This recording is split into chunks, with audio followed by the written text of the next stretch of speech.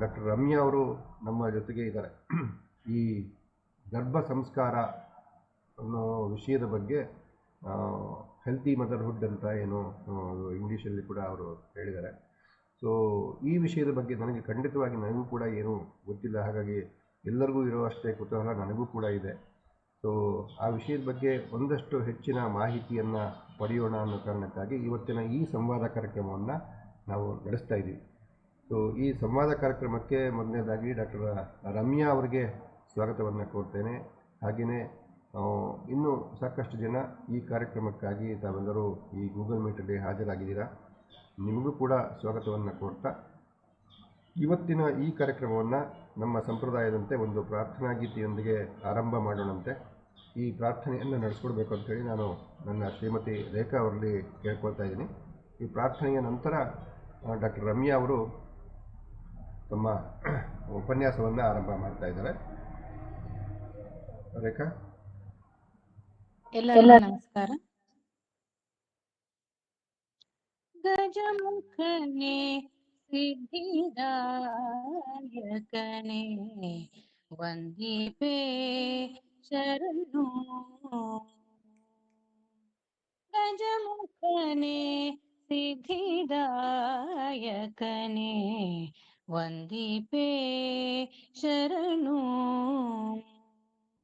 ತ್ರಿಜಗವಂದಿತನಾದ ದೇವದೇವನೇ ಶರಣು. ತ್ರಿಜಗವಂದಿತನಾದ ದೇವದೇವನೇ ಶರಣು. ಸುಜನರಿಗೆ ವಿಘ್ನವನು ಪರಿಹರಿಪೇ ಶರಣು. ಗಜಮುಖನೇ ಸಿದ್ಧಿದಾಯಕನೇ ವಂದಿಪೇ ಶರಣು. ಮಂದಮತಿಯನ್ನು ಬಿಡಿಸಿ ಚಂದ ಜ್ಞಾನವನೀತು ಇಂದಿರೇಶನ ಪಾದ ಪೊಂದಿಪ್ಪ ತೆರದಿ. ಮಂದಮತಿಯನ್ನು ಬಿಡಿಸಿ ಚಂದ ಜ್ಞಾನವನೀತು ಇಂದಿರೇಶನ ಪಾದ ಪೊಂದಿಪ್ಪ ತೆರದಿ. ಸುಂದರಾಂಗನೆ ನಿನ್ನ ಪದಬಂಬಕ್ಕೆ ರಘುವೆನು ಸಂದೇಹ ಮಾಡದಲೇ ಇಂದು ಕರುಣಿಪುದು. ಸುಂದರಾಂಗನೆ ನಿನ್ನ ಪದಬಂಬಕ್ಕೆ ರಘುವೆನು ಸಂದೇಹ ಮಾಡದಲೇ ಇಂದು ಕರುಣಿಪುದು. ಗಜಮುಖನೇ ಸಿದ್ಧಿದಾಯಕನೇ ವಂದಿಪೇ ಶರಣು. ಸಿದ್ಧಿದಾಯಕ ನಿನ್ನ ಪೊದ್ದಿ ಮೆರೆವೆನು ನಾನು ಅಭಿಷಯನನ ಮಹಿಮೆ ಬದ್ಧದಲ್ಲಿ ನಾ ಪೇಳ್ವೆ. ಸಿದ್ಧಿದಾಯಕ ನಿನ್ನ ಪೊದ್ದಿ ಮೆರೆವೆನು ನಾನು ಅಭಿಷಯನನ ಮಹಿಮೆ ಬದ್ಧದಲ್ಲಿ ನಾ ಪೇಳ್ವೆ. ಶುದ್ಧ ಮತಿಯನ್ನು ಕೊಟ್ಟು ಉದ್ಧರಿಸಬೇಕೆನ್ನ ಮಧ್ವವಲ್ಲಭವೇಣು ಕೃಷ್ಣ ಗತಿ ಪ್ರಿಯ. ಶುದ್ಧ ಮತಿಯನ್ನು ಕೊಟ್ಟು ಉದ್ಧರಿಸಬೇಕೆನ್ನ ಮಧ್ವವಲ್ಲಭವೇಣು ಕೃಷ್ಣ ಗತಿ ಪ್ರಿಯ. ಗಜಮುಖನೇ ಸಿದ್ಧಿದಾಯಕನೇ ವಂದಿಪೇ ಶರಣು. ತ್ರಿಜಗವಂದಿತನಾದ ದೇವದೇವನೇ ಶರಣು. ತ್ರಿಜಗವಂದಿತನಾದ ದೇವದೇವನೇ ಶರಣು. ಸುಜನರಿಗೆ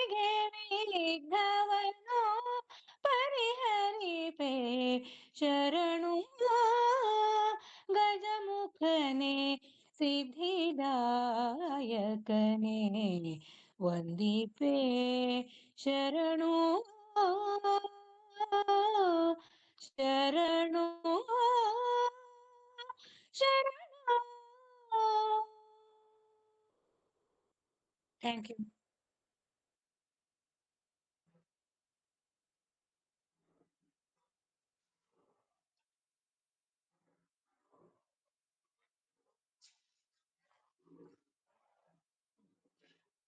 ನಮಸ್ತೆ ಎಲ್ಲರಿಗೂ. ನನ್ನ ಹೆಸರು ಡಾಕ್ಟರ್ ರಮ್ಯಾ ಅಂತ ಹೇಳಿ.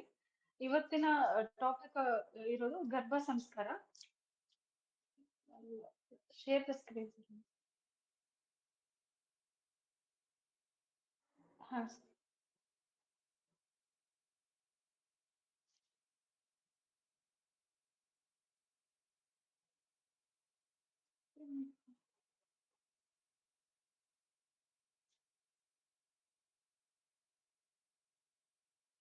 ಇಲ್ಲ, ಆಪ್ಷನ್ ಬರ್ತಾ ಇಲ್ಲ. ಶೇರ್ ಸ್ಕ್ರೀನ್ ಅಂತ ಅಷ್ಟೇ ಇದೆ ಸರ್, ಇದಿಲ್ಲ.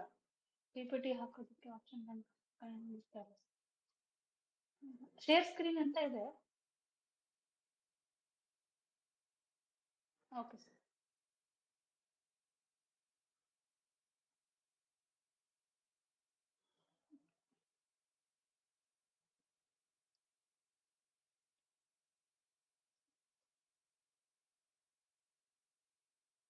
ಥಿಂಕ್ ನಾನು PPT open ಮಾಡ್ಬೇಕನ್ಸುತ್ತೆ.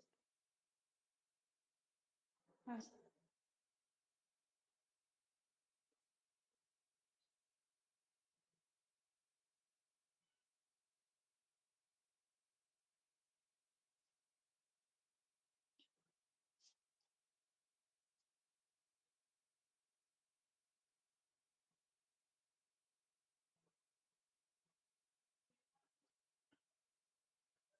Sir share visible ಇದೆನಾ ಸರ್ ಎಲ್ಲರಿಗೂ?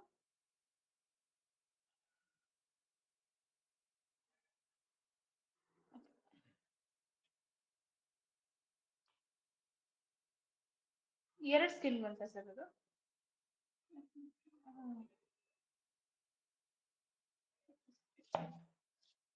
ಒಂದೇ ಒಂದು ಸೆಕೆಂಡ್.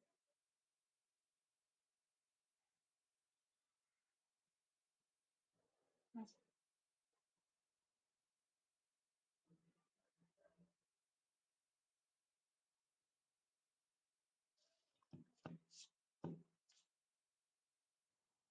ಬಂತು ಇವಾಗ.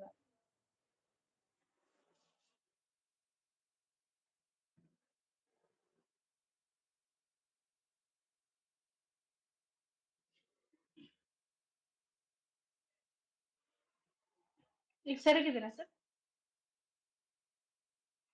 ಓಕೆ. ಅದೇ ಮೇಲ್ನಾಗಿ ಫುಲ್ ಸ್ಕ್ರೀನಾ ಸರ್? ಓಕೆ. ನಂಗದು ಸರ್, ಇಲ್ಲಾಂದ್ರೆ ನಾನು ನಿಮಗೆ ಅದು ಪಿಪಿಟಿ ಫಾರ್ವರ್ಡ್ ಮಾಡಲ ಸರ್ ನೀವು ಸ್ಕ್ರೀನ್? ಓಕೆ. ಹಾ, ನಾನು ನಿಮಗೆ ಶೇರ್ ಮಾಡ್ಬಿಡ್ತೀನಿ. ಕಂಟಿನ್ಯೂ ಮಾಡ್ಲಾ ಸರ್? ಹಾ, ಓಕೆ. ಓಕೆ ಸರ್, ನಾನು ಇಮಿಡಿಯೇಟ್ಲಿ ಮಾಡ್ತೀನಿ.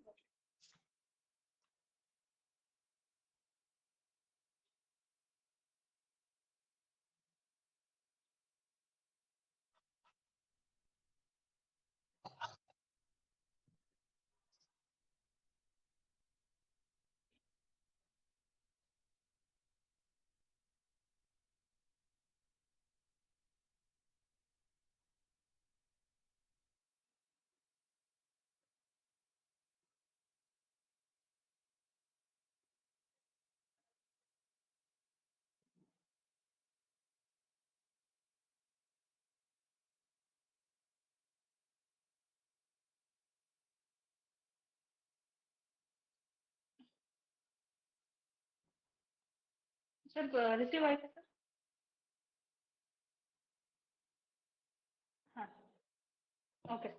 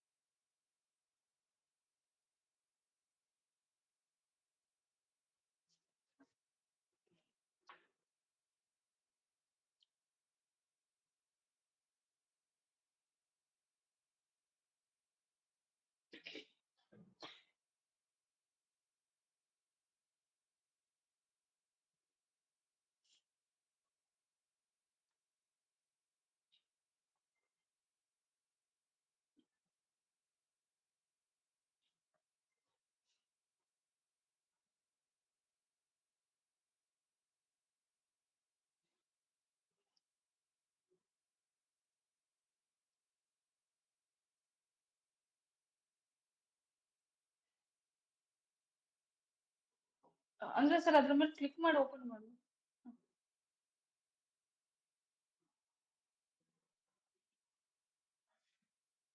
Okay sir.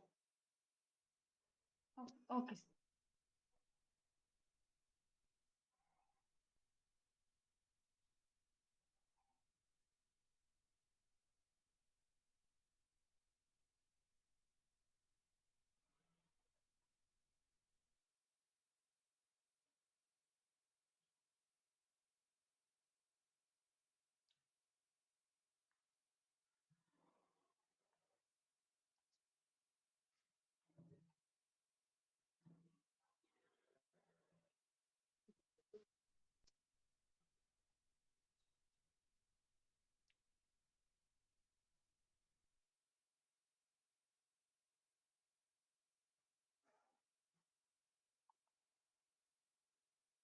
ಇದು ಕ್ಲಿಯರ್ ಇದೆಯಲ್ಲ ಸರ್?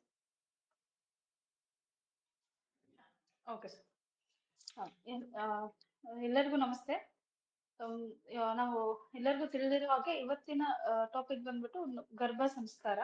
ಇಲ್ಲಿ ಸಂಸ್ಕಾರ ಅನ್ನೋದೇ ಯಾಕೆ, ಗರ್ಭ ಸಂಸ್ಕಾರ ಅನ್ನೋದೇ ಯಾಕೆ ಕರಿತಾ ಇದೀವಿ ನಾವು ಅದನ್ನ, ಏನೋ ಗರ್ಭಿಣಿ ಆ ತರದ್ದು ನೀವೆಲ್ಲ ಕೇಳಿರ್ತೀರಿ. ಮೇನ್ ಆಗಿ ಆಯುರ್ವೇದದಲ್ಲಿ ನಾವು ಯಾವುದೇ ಅಂದ್ರೆ ನೀವು ಆಯುರ್ವೇದ ಕೊಟೇಶನ್ ಕೇಳಿರ್ಬೋದು. ಮೋಸ್ಟ್ ಆಫ್ ದಮ್ ಎಲ್ಲ ಡಾಕ್ಟರ್ಸ್ ನಿಮ್ಗೆ ಹೇಳ್ತಾ ಇರ್ತಾರೆ, ಆಯುರ್ವೇದದಲ್ಲಿ ನಾವು ಬರೀ ರೋಗನ ಗುಣಪಡಿಸೋದಲ್ಲ, ನಾವು ಆ ರೋಗ ಮತ್ತೆ ವಾಪಸ್ ಬರ್ದಿರೋ ಹಾಗೇನು ನಾವು ಟ್ರೀಟ್ಮೆಂಟ್ ಕೊಡ್ತಾ ಹೋಗ್ತೀವಿ. ಅಂದ್ರೆ ಬರೀ ಇಲ್ಲಿ ಅದನ್ನ ಗುಣಪಡಿಸೋದೇ ಒಂದು ವಿಚಾರ ಅಲ್ಲ, ಪ್ರಿವೆಂಟಿವ್ ಮೆಥಡ್ ಅಂತ ಹೇಳ್ತೀವಿ. ಅಂದ್ರೆ ಇರೋ ಆರೋಗ್ಯನ ನಾವು ಕಾಪಾಡ್ಕೋಬೇಕು, ಮತ್ತೆ ಇರೋ ಆರೋಗ್ಯ ಸಮಸ್ಯೆನ ಸರಿಪಡಿಸ್ಕೊಂಡು ಮತ್ತೆ ನಮ್ಗೆ ಆ ರೀತಿ ಮತ್ತೆ ನಮಗ್ ಕಾಣಿಸ್ಕೋಬಾರ್ದು. ಹೌದಾ? ಇದು ನಾರ್ಮಲ್ ಯಾವುದೇ ಒಂದು ಹೆಲ್ತ್, ನಮಗೇನೋ ಒಂದು ಆರೋಗ್ಯ ಸಮಸ್ಯೆ ಇದೆ ಆ ತರದ್ರಲ್ಲಿ ನೋಡುವಂತ ಅಪ್ರೋಚ್. ಬಟ್ ಅದು ಇಲ್ಲಿ ಗರ್ಭ ಸಂಸ್ಕಾರ ಇಲ್ಲ ಪ್ರೆಗ್ನೆನ್ಸಿ ಅಂತ ನೋಡಿದಾಗ ಅದು ಹೇಗೆ ಇಲ್ಲಿ ಅನ್ವಯ ಆಗುತ್ತೆ ಅನ್ನೋದು ನಾವು ಇವತ್ತು ಅದನ್ನ ನೋಡ್ತಾ ಹೋಗ್ತೀವಿ. ಅಂದ್ರೆ ನಮ್ಗೆ ಇಲ್ಲಿ ಹೆಲ್ತಿ ಮದರ್ಹುಡ್ ಅನ್ನೋದು ಯಾಕೆ ಇವಾಗಿನ ಲೈಫ್ ಸ್ಟೈಲ್ ಆಗಿ ಪ್ರೆಸೆಂಟ್ ಎರದಲ್ಲಿ ಯಾಕೆ ಇಷ್ಟು ನಮಗೆ ಇಂಪಾರ್ಟೆಂಟ್ ಆಗ್ತಾ ಹೋಗುತ್ತೆ ಅನ್ನೋದು ತಿಳ್ಕೊಳ್ಳೋಣ. ಈಗ ನಾರ್ಮಲಿ ಒಂದು ಪ್ರೆಗ್ನೆನ್ಸಿ ಅಂದ ತಕ್ಷಣ ನಾವು ಇಟ್ಸ್ ಒಂದು ಎಲ್ಲರೂ ಅಂತ ಹೇಳಿದ್ರೆ ಒಂದಿಷ್ಟು ಜನಕ್ಕೆ it is like they'll plan. ಅಂದ್ರೆ ಪ್ರೆಗ್ನೆನ್ಸಿನ ಪ್ಲಾನ್ ಮಾಡ್ಬಿಟ್ಟು ಮಾಡ್ಕೊಳ್ಳೋದಿದೆ, ಇಲ್ಲ ಯಾರಿಗೆ ತಿಳುವಳಿಕೆ ಇದೆ ಅವರು ಪ್ಲಾನ್ ಮಾಡ್ಬಿಟ್ಟು ಮಾಡ್ಕೋತಾರೆ. ತಿಳುವಳಿಕೆ ಇಲ್ಲದೆ ಇರೋರು ಒಂದು ಮಗು ಅಷ್ಟೇ, ಆ ಮಗು ಆರೋಗ್ಯ ಬಗ್ಗೆ ಆಗಿ ಆ ಥರದ್ದು ಏನು ಯೋಚನೆ ಆಗಿರಲ್ಲ. ಇಲ್ಲಿ ನಾವು ಮತ್ತೆ ಗರ್ಭ ಸಂಸ್ಕಾರ ಅಂತ ನೋಡಿದಾಗ ಇಲ್ಲಿ ಬರೀ ನಾವು ಗರ್ಭದ ಬಗ್ಗೆ ಬರೀ ಫೋಕಸ್ ಮಾಡ್ಕೊಳಕ್ ಆಗಲ್ಲ. ಗರ್ಭ ಅಂದ ತಕ್ಷಣ ಇಲ್ಲಿ ತಾಯಿ ಬರ್ತಾರೆ, ತಂದೆ ಬರ್ತಾರೆ, ಇವ್ರಿಬ್ರುನು ಆರೋಗ್ಯ ನಾವು ಕಾಪಾಡ್ಕೊಳ್ಳೋದು, ಮತ್ತೆ ಮಗು ಆರೋಗ್ಯನ ಕಾಪಾಡ್ಕೊಳ್ಳೋದು, ಮತ್ತೆ ಆ 3 ಜನದ ಬಾಂಧವ್ಯ ಏನಿದೆ ಇನ್ನು ಗಟ್ಟಿಯಾಗಿಸ್ಕೊಳ್ಳೋಕೆ ನಾವು ಗರ್ಭ ಸಂಸ್ಕಾರ ಅಂತೀವಿ. ಹಿಂಗ ನಮ್ ಜನರಲ್ ಒಂದ್ ಥಿಂಕ್ ಏನಿದೆ, ಗರ್ಭ ಸಂಸ್ಕಾರ ಅಂದ್ರೆ ತಾಯಿ ಮತ್ತೆ ಮಗು ಅಷ್ಟೇ ಸಾಕು, ಅವ್ರಿಬ್ರು ಹೆಲ್ತ್ ಚೆನ್ನಾಗಿದ್ರೆ ಒಂದ್ ಒಳ್ಳೆ ಮಗು ಹುಟ್ಟುತ್ತೆ ಅನ್ನೋ ಒಂದು ಯೋಚನೆ. ಬಟ್ ಇಲ್ಲಿ ತಂದೆನೂ ಅಷ್ಟೇ ಮುಖ್ಯ ಆಗ್ತಾನೆ ಅನ್ನೋದು ಒಂದು ನಿಮ್ಗೆ ಅರ್ಥ ಆಗುತ್ತೆ. ಎಕ್ಸಾಂಪಲ್, ಈ ತಂದೆ ಹೇಗೆ ಮುಖ್ಯ ಆಗ್ತಾನೆ ಅಂದ್ರೆ ನಮ್ ಪುರಾತನ ಕಾಲದಲ್ಲಿ ಒಂದು ಎಕ್ಸಾಂಪಲ್ ಇದೆ. ಈಗ ರಾಮ ಹುಟ್ಟೋಕ್ಕಿಂತ ಮುಂಚೆ ರಾಮನ ತಂದೆ ಧೃತರಾಷ್ಟ್ರ ಅವರು ಪುತ್ರ ಯಾಗ ಮಾಡ್ತಾರೆ. ಪುತ್ರ ಯಾಗ ಮಾಡ್ಬಿಟ್ಟು ಆ ಪಾಯಸನ ಕುಡಿತಾರೆ. ಈ ತರನೇ ನನಗೆ ಮಗನಲ್ಲಿ ಗುಣಗಳು ಬರ್ಬೇಕು ಅಂತ, ಅದನ್ನು ಕೂಡ ನಾವು ಗರ್ಭ ಸಂಸ್ಕಾರ ಅಂತ ಹೇಳ್ತೀವಿ. ಹಾಗೆ ಅಂದ್ರೆ ಯಾಕೆ ತಂದೆ ತಗೊಂಡೋಗಿ ಯಾಕಷ್ಟು ನಮ್ಗೆ ಇಂಪಾರ್ಟೆಂಟ್ ಆಗುತ್ತೆ ಅದನ್ನ ನಾನು ಮುಂದೆ ಹೇಳ್ತಾ ಹೋಗ್ತೀನಿ. ತಂದೆನೂ ಯಾಕಷ್ಟು ಇಂಪಾರ್ಟೆಂಟ್ ಆಗ್ತಾನೆ ಇಲ್ಲಿ, ತಾಯಿದು ಅವ್ರದೇ ಆದ ಸ್ಥಾನ ಯಾಕಷ್ಟು ಇಂಪಾರ್ಟೆಂಟು, ಮತ್ತೆ ಈ ನಾನು ಇನ್ನೊಂದು ಏನ್ ಹೇಳಿದೆ, ತಾಯಿ ತಂದೆ ಮತ್ತೆ ಮಗು ಆ ಬಾಂಧವ್ಯನ ಹೇಗೆ ಹೆಚ್ಚಾಗತ್ತೆ, ಈ ಪ್ರತಿಯೊಂದನ್ನು ನಾನು ಮುಂದಕ್ಕೆ ಹೇಳ್ತಾ ಹೋಗ್ತೀನಿ. ಇಲ್ಲಿ ಸಂಸ್ಕಾರ ಅನ್ನೋದು ನಾವು ಯೂಶಲ್ ಆಗಿ ನಾವು ಯೋಚನೆ ಮಾಡೋದು ನಾರ್ಮಲ್, ಅಂದ್ರೆ ಮನೆಯಲ್ಲಿ ನಡವಳಿಕೆ ಆ ಸಂಸ್ಕಾರ ಅಲ್ಲ. ಈ ಸಂಸ್ಕಾರ ಒಂಥರ ನಾವು ಅದ್ರಲ್ಲಿ ಒಂದಿಷ್ಟು ಪರ್ಸೆಂಟೇಜ್ ತಗೋಬೋದಷ್ಟೇ. ಸಂಸ್ಕಾರ ಅನ್ನೋದು ಇಲ್ಲಿ ಏನಾಗುತ್ತೆ ಅಂದ್ರೆ ಒಂದು ಟ್ರಾನ್ಸ್ಫಾರ್ಮಿಂಗ್ ಥಿಂಗ್. ಅಂದ್ರೆ ಮೇನ್ಲಿ ಅಂತ ಹೇಳಿದ್ರೆ ಅದ್ರ ಒಂದು ಗುಣನ ಬಿಟ್ಕೊಳ್ದೆ ಟ್ರಾನ್ಸ್ಫರ್ ಆಗೋದು ಅಂತ. ಬೇಸಿಕಲಿ ಒಂದು ಒಳ್ಳೆ ಕ್ವಾಲಿಟಿನ ನಾವು ಟ್ರಾನ್ಸ್ಫರ್ ಮಾಡೋದಕ್ಕೆ ಸಂಸ್ಕಾರ ಅಂತ ಹೇಳ್ತೀವಿ. ಒಂದು ಚಿಕ್ಕ ಎಕ್ಸಾಂಪಲ್ ಅದಕ್ಕೆ ಅಂತ ಹೇಳಿದ್ರೆ, ಈಗ ನಾವು ಹಾಲನ್ನ ತಗೊಂಡ್ಬಿಟ್ಟು ಅದನ್ನ ಮೊಸರು ಮಾಡೋದು, ಮೊಸರಿಂದ ಬೆಣ್ಣೆಯಿಂದ ತುಪ್ಪ, ಹೀಗೆ ಅಂದ್ರೆ ಅದು ಹೇಗೆ ತನ್ನ ಗುಣದಿಂದ ಬಿಡ್ತಾ ಬಿಡ್ತಾ ನಮಗೊಂದು ಎಂಡ್ ಪ್ರಾಡಕ್ಟ್ ತುಪ್ಪ ಸಿಗುತ್ತಲ್ವಾ, ಹಾಗೆ ಎಲ್ಲರೂ ಅದ್ರ ಗುಣನ ನಾವು ಟ್ರಾನ್ಸ್ಫರ್ ಮಾಡ್ತಾ ಮಾಡ್ತಾ ಹೋದಾಗ ಒಂದು ಕ್ವಾಲಿಟಿ ಆಫ್ ಥಿಂಗ್ಸ್ ಸಿಗುತ್ತೆ. ಹಾಗೇನೆ ತಾಯಿ ತನ್ನ ಗುಣನ ಮಗುಗೆ ಕೊಟ್ಬಿಟ್ಟು ಒಂದು ಒಳ್ಳೆ ಮಗು, ಅಹ್ ಆರೋಗ್ಯಕರವಾದ ಮಗು, ಮತ್ತೆ ನಮ್ಮ ಜಗತ್ತಿಗೆ ಬೇಕಾದ ಒಳ್ಳೆ ಮಗುನ ಕೊಡ್ತಾ ಹೋಗ್ತಾರಲ್ಲ, ಅದಕ್ಕೆ ಸಂಸ್ಕಾರ ಅಂತ ಹೇಳ್ತೀವಿ. ಇಲ್ಲಿ ಮೇನ್ಲಿ ಗರ್ಭ ಸಂಸ್ಕಾರ ಅಂತ ಹೇಳೋದು ಇರೋ ಗರ್ಭನ ನಾವು ಅದಕ್ಕೆ ಒಂದು ಪ್ರಾಪರ್ ಕ್ವಾಲಿಟಿ ಕೊಟ್ಬಿಟ್ಟು ಮೇನ್ಲಿ ಒಂಥರ ಪಾಲಿಶಿಂಗ್ ಮೋಲ್ಡಿಂಗ್, ಈಗ ಶಿಲ್ಪಿ ಹೇಗೆ ಅದಕ್ಕೆ ಕೆತ್ತನೆ ಮಾಡ್ತಾನಲ್ವಾ ಹಾಗೆ ಆ ರೀತಿ ಕೊಡೋದಕ್ಕೆ ನಾವು ಗರ್ಭ ಸಂಸ್ಕಾರ ಅಂತೀವಿ. ಅಂದ್ರೆ ಬೇಸಿಕ್ ಒಂದ್ ಲ್ಯಾಂಗ್ವೇಜ್ ಅಲ್ಲಿ ನಾವು ಅದನ್ನ ಅರ್ಥ ಮಾಡ್ಕೋಬೇಕು ಅಂದ್ರೆ.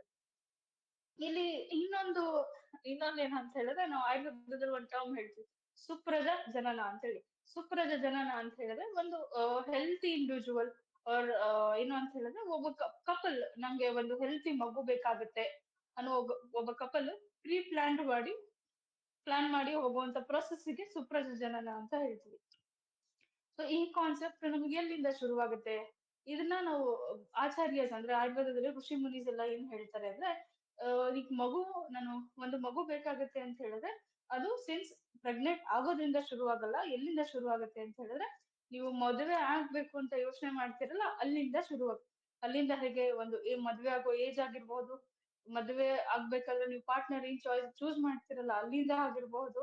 ಮತ್ತೆ ಇವಾಗಿಂದು ಪ್ರಾಬ್ಲಿ ಒಂದು ಬೇಸಿಕ್ ಇನ್ನೊಂದ್ ಏನಂತ ಹೇಳಿದ್ರೆ ಕನ್ಸಾನಿಜಿಯಸ್ ಮ್ಯಾರೇಜ್ ಅಂತ ಹೇಳ್ತೀವಿ. ಅಂದ್ರೆ ಒಂದೇ ರಕ್ತ ಸಂಬಂಧದಲ್ಲಿ ನಾವು ಮದ್ವೆ ಆಗ್ಬಾರ್ದು ಅನ್ನೋ ಒಂದ್ ಕಾನ್ಸೆಪ್ಟ್ ಏನಿದೆ ನಿಮ್ಗೆಲ್ಲರಿಗೂ ತಿಳಿದಿದೆ. ಎಷ್ಟೊಂದು ಡಾಕ್ಟರ್ಸ್ ನಿಮ್ಗೆ ಹೇಳ್ತಾ ಇರ್ತಾರೆ, ಒಂದಂದ್ರೆ ಆ ಫ್ಯಾಮಿಲಿ ಟ್ರೀ ಏನಿದೆ, ಒಂದೇ ರಕ್ತ ಸಂಬಂಧದ ಇರೋ ಫ್ಯಾಮಿಲಿಗೆ ಮದುವೆ ಆಗ್ಬಾರ್ದು. ಅದನ್ನು ಯಾಕೆ? ಇದು ಎಲ್ಲದೂ ಬರುತ್ತೆ. ಅಂದ್ರೆ ಬಿಫೋರ್ ಪ್ರೀ ಕನ್ಸೆಪ್ಷನ್ ಅಂತ ಹೇಳ್ತೀವಿ. ಈಗ ಹಿಂದಿನ ಕಾಲದಲ್ಲಿ ಆಚಾರ್ಯಸೇ ಹೇಳೋರು, ಮದುವೆ ಆಗೋದಕ್ಕೆ ಗಂಡ್ ಮಕ್ಳಿಗೆ ಅರೌಂಡ್ ಒಂದು 21ರಿಂದ 25 ವರ್ಷದಲ್ಲಿ ಮದುವೆ ಆದ್ರೆ ಬೀಜ ದೋಷ ಆ ಥರದ್ದು ಏನು ಬರೋದಿಲ್ಲ. ಆ ಕಾರಣಕ್ಕೆ ಗಂಡ್ಮಕ್ಳಿಗೆ 21ರಿಂದ 25 ವರ್ಷ ಹೇಳೋರು, ಹೆಣ್ಮಕ್ಳಿಗೆ 16ರಿಂದ 18 ವರ್ಷ ಹೇಳೋರು. ಅಂದ್ರೆ ಆ ಟೈಮಲ್ಲಿ ಏನು ಓವಲೇಷನ್ಸ್ ಮತ್ತೆ ಮೊಟ್ಟೆ ಗುಣಲಕ್ಷಣಗಳು ಬಹಳಷ್ಟು ಚೆನ್ನಾಗಿರ್ತಾ ಇತ್ತು ಅನ್ನೋ ಕಾರಣಕ್ಕೆ ಆ ಪರ್ಟಿಕ್ಯುಲರ್ ಏಜ್ ಅವಾಗ ಹೇಳೋರು. ಈ ಕರೆಂಟ್ ನೀವು ಯೋಚನೆ ಮಾಡಿದ್ರೆ, ಕರೆಂಟ್ ನಮಗಿರೋ ಲೈಫ್ ಸ್ಟೈಲ್ ಆಗ್ಲಿ, ನಮಗ್ ಸಿಗ್ತಾ ಇರೋದು ಅನ್ನೋದಕ್ಕಿಂತ ನಮ್ಮ ಆಹಾರ ಪದ್ಧತಿ ಆಗಿರ್ಬೋದು, ನಮ್ಮ ದಿನನಿತ್ಯದ ಏನೋ ಪ್ರಾಕ್ಟೀಸಸ್ ಆಗಿರ್ಬೋದು, ಅದು ಎಷ್ಟು ಮಟ್ಟಕ್ಕೆ ನಮ್ಗೆ ಮುಂಚೆ ತರ ಕ್ವಾಲಿಟಿ ಸಿಗುತ್ತೆ ಅಲ್ವಾ? ಆ ಕ್ವಾಲಿಟೀಸ್ ನಮ್ಗೆ ಇವಾಗ ಸಿಗಲ್ಲ. ಇದನ್ನ ನಾವ್ ಎಲ್ಲ ಒಂದ್ ಕಡೆ ಯೋಚನೆ ಮಾಡಿದ್ರೆ ನಾವು ಗರ್ಭ ಸಂಸ್ಕಾರಕ್ಕೆ ಹೋಗೋದು ಎಷ್ಟೋ ಒಳ್ಳೇದು. ಇಲ್ಲ ಅಂತ ಹೇಳಿದ್ರೆ ನಮಗ್ ಮಗು ಆಗ್ಬೋದು, ಬಟ್ ಆ ಕ್ವಾಲಿಟಿ ನಮ್ಗೆ ಸಿಗುತ್ತಾ? ಆ ಅಶ್ಯೂರೆನ್ಸ್ ನಮಗಿದೆನಾ? ಇರಲ್ವಲ್ಲ. ಆ ಕ್ವಾಲಿಟಿ ನಾವು ಮೇಂಟೈನ್ ಮಾಡ್ಬೇಕು ಅಂದ್ರೆ ನಾವು ಇದನ್ನ ಹೋಗ್ಲೇಬೇಕಾಗುತ್ತೆ. ಅಂದ್ರೆ ಹೀಗೆ ಹೇಳಿ, ಇವಾಗ ಆಲ್ಮೋಸ್ಟ್ ನಾನು ಹೇಳಿದ್ರು ಒಂದ್ ಏಜ್ ಗ್ರೂಪ್ ನಾನು ಮೆನ್ಷನ್ ಮಾಡಿದೆ. ಆ ಏಜ್ ಗ್ರೂಪ್ ಅಲ್ಲಿ ಇವಾಗ ಆ ಚಾನ್ಸಸ್ ಬಹಳ ಕಮ್ಮಿ ಅಲ್ಲ, ಬಿಟ್ವೀನ್ 21 to 25 ಬಹಳ ಚಾನ್ಸಸ್ ಕಮ್ಮಿ. ಬಟ್ ಇವಾಗ ಪ್ರಾಬಬ್ಲಿ ಇವಾಗ ಹೈಯೆಸ್ಟ್ ರೇಟ್ ಇವಾಗ ಹೋಗುವಂತ ಕಾಮನ್ ಇರೋದೇ ಅಂತ ಹೇಳಿದ್ರೆ ಬಿಲೋ 30, ಅರೌಂಡ್ ಒಂದು ಆಫ್ಟರ್ 25 ಹೋಗ್ತಾರೆ ಎಲ್ಲ ಮ್ಯಾರೇಜ್. ಇಲ್ಲಿ ನಾವು ಮಾತಾಡ್ತಾ ಇರೋದು ಮೇನ್ಲಿ ಮ್ಯಾರೇಜ್ ಅಂತಲ್ಲ. ಇಲ್ಲಿ ಆ ಕನ್ಸೆಪ್ಷನ್ ಟೈಮ್ ಅನ್ನೋದು ಅಂದ್ರೆ ಗರ್ಭ ಅನ್ನೋ ಒಂದು ಏನೋ ಪ್ರೆಗ್ನೆನ್ಸಿ ಟೈಮ್ ಅನ್ನೋದನ್ನು ನಾವು ಕನ್ಸಿಡರ್ ಮಾಡ್ಕೋಬಹುದು. ಬರೀ ಮ್ಯಾರೇಜ್ ಟೈಮ್ ಅಂತ ಅದನ್ನ ಕನ್ಸಿಡರ್ ಮಾಡ್ಕೊಳಲ್ಲ. ನಾ ಇನ್ನೊಂದ್ ಹೇಳ್ದೆ, ಅತುಲ್ಯ ಗೋತ್ರ ಅಂತ ಹೇಳ್ದೆ. ಅತುಲ್ಯ ಗೋತ್ರ ಅಂತ ಹೇಳಿದ್ರೆ ನಾವು ಏನು ಕನ್ಸಾನಿಜಿಯಸ್ ಮ್ಯಾರೇಜಿಂಗ್ ಅಂತ ಹೇಳ್ತೀವಿ. ಅಂದ್ರೆ ಒಂದೇ ಸಂಬಂಧದಲ್ಲಿ ರಕ್ತ ಸಂಬಂಧಿಕರಲ್ಲಿ ಮದ್ವೆ ಆಗೋದಕ್ಕೆ. ಅದ್ರಲ್ಲಿ ನಾವು ಆದ್ರೆ ಇವಾಗ ನೀವು ಪ್ರಾಬ್ಲಿ ಬಹಳಷ್ಟು ಕೇಳಿರ್ತೀರ, ಸೆರ್ಬ್ರಲ್ ಪಾಲ್ಸಿ ಆಗಿರ್ಬೋದು, ಬುದ್ಧಿಮಾಂದ್ಯ ಮಕ್ಕಳಾಗಿರ್ಬೋದು, ಬೆಳವಣಿಗೆ ಕುಂಠಿತ ಮಕ್ಳಿರ್ಬೋದು. ಈ ತರದನ್ನ ಚಾನ್ಸಸ್ ನ ಕಮ್ಮಿ ಮಾಡೋದಕ್ಕೆ ಹಿಂದಿನ ಕಾಲದಲ್ಲಿ ನಮಗೆ ಆಚಾರ್ಯಸ್ ಅವಾಗ್ಲಿಂದ ಇದ್ರಲ್ಲೇ ಮೆನ್ಷನ್ ಮಾಡಿದ್ದಾರೆ. ಬಟ್ ಒಂದಿಷ್ಟು ಕಡೆ ಆ ಪದ್ಧತಿ ಇನ್ನೂ ಇದೆ, ಫ್ಯಾಮಿಲಿಲಿ ಮದ್ವೆ ಆಗೋದು ಆ ತರದ ಆ ಪದ್ಧತಿ ಇನ್ನಷ್ಟು ಇದೆ. ಇದು ನಮಗೆ ಈ ತರ ನಾನು ಏನ್ ಹೇಳಿದೆ, ಬೆಳವಣಿಗೆ ಕುಂಠಿತ ಮಕ್ಕಳು ಈ ತರದ ಆರೋಗ್ಯ ಸಂಬಂಧ ಕಮ್ಮಿ ಮಾಡೋದಕ್ಕೆ ನಾವು ಬೆಟರ್ ಈ ಒಂದು ಯೋಚನೆ ತಲೆಯಲ್ಲಿದ್ರೆ ಒಳ್ಳೇದು ಮದ್ವೆ ಆಗೋಕ್ಕಿಂತ ಮುಂಚೆ. ಇದು ಒಂದು ಪ್ರೀ ಕನ್ಸೆಪ್ಷನ್ ಯೋಚನೆ. ಅಂದ್ರೆ ನಾನು ಒಂದು ಮಗು ಅನ್ನೋ ಒಂದು ಯೋಚನೆ ಮಾಡೋದಕ್ಕಿಂತ ಈ ಎಲ್ಲಾ ಫ್ಯಾಕ್ಟರ್ ನಮಗಷ್ಟೇ ಇಂಪಾರ್ಟೆಂಟ್ ಆಗುತ್ತೆ. ಹೀಗೆ ನಮ್ ತಂದೆ ತಾಯಿ ಯಾಕಷ್ಟು ಇಂಪಾರ್ಟೆಂಟು? ಬರೀ ಮಗು ಅಂತ ಯೋಚನೆ ಮಾಡಿದಾಗ ನಾನು ಕೇಳಿದೆ ಅವಾಗ್ಲೂ, ತಂದೆನೂ ಯಾಕೆ ಇಂಪಾರ್ಟೆಂಟ್ ಆಗ್ತಾನೆ ಅಂತ. ತಂದೆ ಯಾಕೆ ಇಂಪಾರ್ಟೆಂಟ್ ಆಗ್ತಾರೆ ಅಂತಂದ್ರೆ, ಒಂದು ನಾನು ಅವಾಗ್ಲೇ ಹೇಳ್ದೆ ಏಜ್ ತಂದೆ ತಾಯಿ ಏಜ್ ಯಾಕೆ ಅಂತ ಹೇಳಿದ್ರೆ, ಇಲ್ಲಿ ತಾಯಿ ಗರ್ಭ ಹೇಗಿದೆ, ತಾಯಿಯಲ್ಲಿ ಅಂಡಾಣು ಉತ್ಪತ್ತಿ ಹೇಗಾಗ್ತಾ ಇದೆ ಅನ್ನೋದು ಯೋಚನೆ ಮಾಡ್ಬೇಕಾಗತ್ತೆ. ಮತ್ತೆ ತಂದೆಯಲ್ಲಿ ನಾವು ಏನದು ಸ್ಪರ್ಮ್ ಅಂತ ಹೇಳ್ತೀವಿ, ಅದ್ರ ಕ್ವಾಲಿಟಿ ಹೇಗಿದೆ, ಈ ಒಂದಿಷ್ಟು ಏಜ್ ನ ಮೆನ್ಷನ್ ಮಾಡಿದೆ. ಆ ಕ್ವಾಲಿಟಿ ಆಫ್ ಸ್ಪರ್ಮ್ ನಮ್ಗೆ ಇಲ್ಲಿ ಮ್ಯಾಟರ್ ಆಗುತ್ತಲ್ವಾ? ಆ ಕ್ವಾಲಿಟಿ ಆಫ್ ಸ್ಪರ್ಮ್ ಆಗಿರ್ಬೋದು, ತಾಯಿ ಗರ್ಭದ ಗುಣಲಕ್ಷಣಗಳಾಗಿರ್ಬೋದು, ಮಗು ಆರೋಗ್ಯನ ಹೇಳುತ್ತೆ ಹೇಗಿದೆ ಏನು ಅಂತ. ಆ ಬೆಳವಣಿಗೆ ಅಲ್ಲಿಂದನೇ ಶುರು ಆಗೋದಲ್ವಾ? ಅದಕ್ಕೋಸ್ಕರನೇ ನಾವು ಇದನ್ನೆಲ್ಲ ಪ್ರೀ ಕನ್ಸೆಪ್ಷನ್ ಒಂದು ಯೋಚನೆ ಮಾಡ್ತೀವಿ.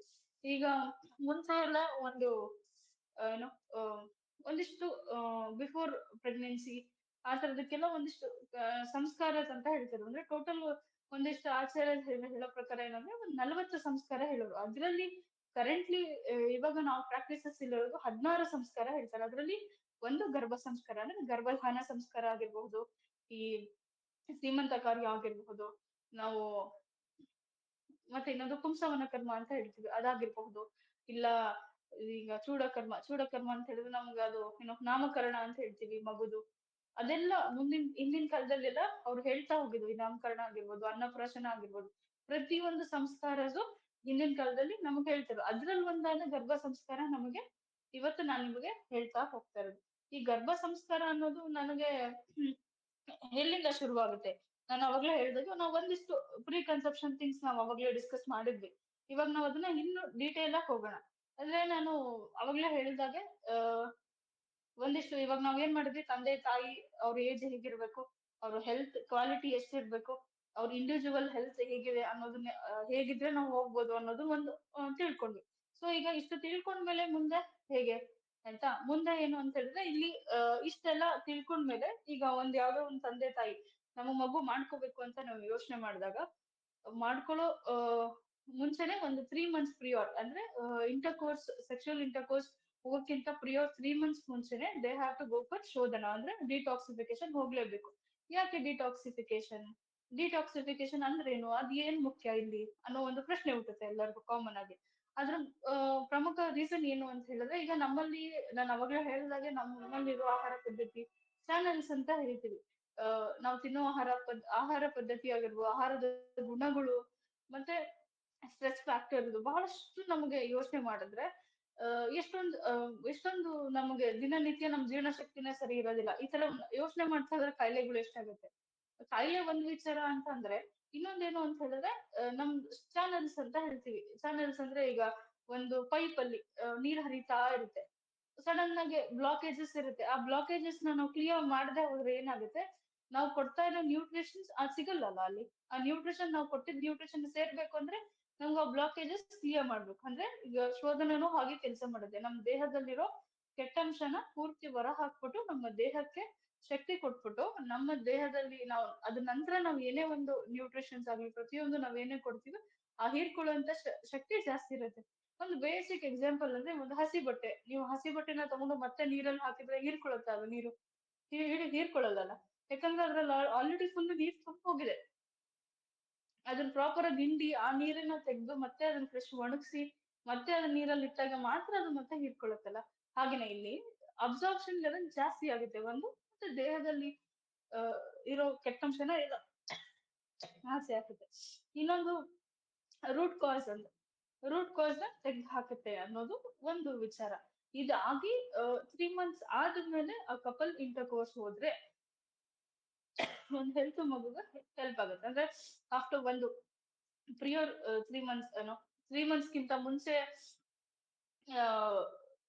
ಶೋಧನ ಥೆರಪಿಗೆ ಹೋಗಿ ಅದಾದ್ಮೇಲೆ ಅದು 3 months ಆದ್ಮೇಲೆ ಏನು ಫಸ್ಟ್ ಸೈಕಲ್ ಬರುತ್ತಲ್ಲ, ಪೀರಿಯಡ್ಸ್ ಮೆನ್ಸ್ಟ್ರುಯೇಷನ್, ಅದಾಗಿ 4th ಡೇ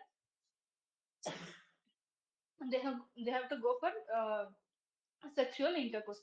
ಅದು ಹೇಗೆ ಅದ್ರದ್ದು ಒಂದಿಷ್ಟು ಪದ್ಧತಿ ಹೇಳ್ತಾ ಹೋಗ್ತಾರೆ. ಬಟ್ ಆ ಸೆಕ್ಷುವಲ್ ಇಂಟರ್ಕೋರ್ಸ್ ಹೋಗೋಕ್ಕಿಂತ ಮುಂಚೆ ಈಗ ಏನೋ ತಂದೆ ಒಂದಿಷ್ಟು ಏನೋ ಮೆಡಿಸಿನ್ ಪ್ರಿಪೇರ್ಡ್ ಮೆಡಿಸಿನ್ ತಗೊಳ್ಬೇಕಾಗತ್ತೆ. ಅಂದ್ರೆ ಮೆಡಿಸಿನ್ ಅಂತಲ್ಲ, ಒಂದು it is a form of food, nothing but it is a form of food. Sorry, ಹೇಗೆ ಅಂತ ಹೇಳಿದ್ರೆ ಈಗ ತಂದೆಗೆ ಹಾಲು ಮತ್ತೆ ಒಂದಿಷ್ಟು ಮಧುರ ಗುಣ ಅಂತ ಹೇಳ್ತೀವಿ ನಾವು. ಅಂದ್ರೆ ನಮ್ ದೇಹಕ್ಕೆ ಶಕ್ತಿ ಕೊಡುವಂತ ನರಿಶ್ಮೆಂಟ್ ಫ್ಯಾಕ್ಟರ್ ಇರುವಂತ ಒಂದಿಷ್ಟು ಮೆಡಿಸಿನ್ಸ್ ನಾವು ಅದ್ರಲ್ಲಿ ಆಡ್ ಮಾಡ್ಬಿಟ್ಟು ಪಾಯಸ ರೆಡಿ ಮಾಡಿ ತಂದೆಗೆ ಕೊಡ್ತೀವಿ. ಹಾಗೆ ಅದೇ ರೀತಿ ತಾಯಿಗೆ ಇದು ಪ್ರಾಬ್ಲಿ ಕೇಳಿರ್ತೀರ ಬ್ಲಾಕ್ ಗ್ರಾಮ್, ಉದ್ದಿನ ಬೇಳೆ, ಅದು ಮತ್ತೆ ಇನ್ನೊಂದಿಷ್ಟು ತಿಲತೈಲ ಅಂದ್ರೆ ಎಳ್ಳೆಣ್ಣೆ ಮತ್ತೆ ಹಾಲು, ಈ ತರದ್ ಒಂದಿಷ್ಟು ಅದೊಂದು ಫಾರ್ಮ್ ಆಫ್ ಮೆಡಿಸಿನ್ಸ್ ಪ್ರಿಪೇರ್ ಮಾಡ್ಬಿಟ್ಟು ತಾಯಿಗೆ ಕೊಡ್ತೀವಿ. ಇದು 4th ಡೇ ಆಫ್ ಪೀರಿಯಡ್ಸ್. ಇದು ಎರಡು ಕೊಡೋದು ಮೇನ್ಲಿ ತಾಯಿ ಮತ್ತೆ ತಂದೆಗೆ ನರಿಶ್ಮೆಂಟ್ ಕೊಡ್ಬೇಕು ಅನ್ನೋ ಒಂದು ಉದ್ದೇಶ. ಇದಾದ ಮೇಲೆ they have to go for sexual intercourse. ಇದು ಪ್ರೀ ಕನ್ಸೆಪ್ಷನ್ ಥಿಂಗ್. ಓಕೆನಾ?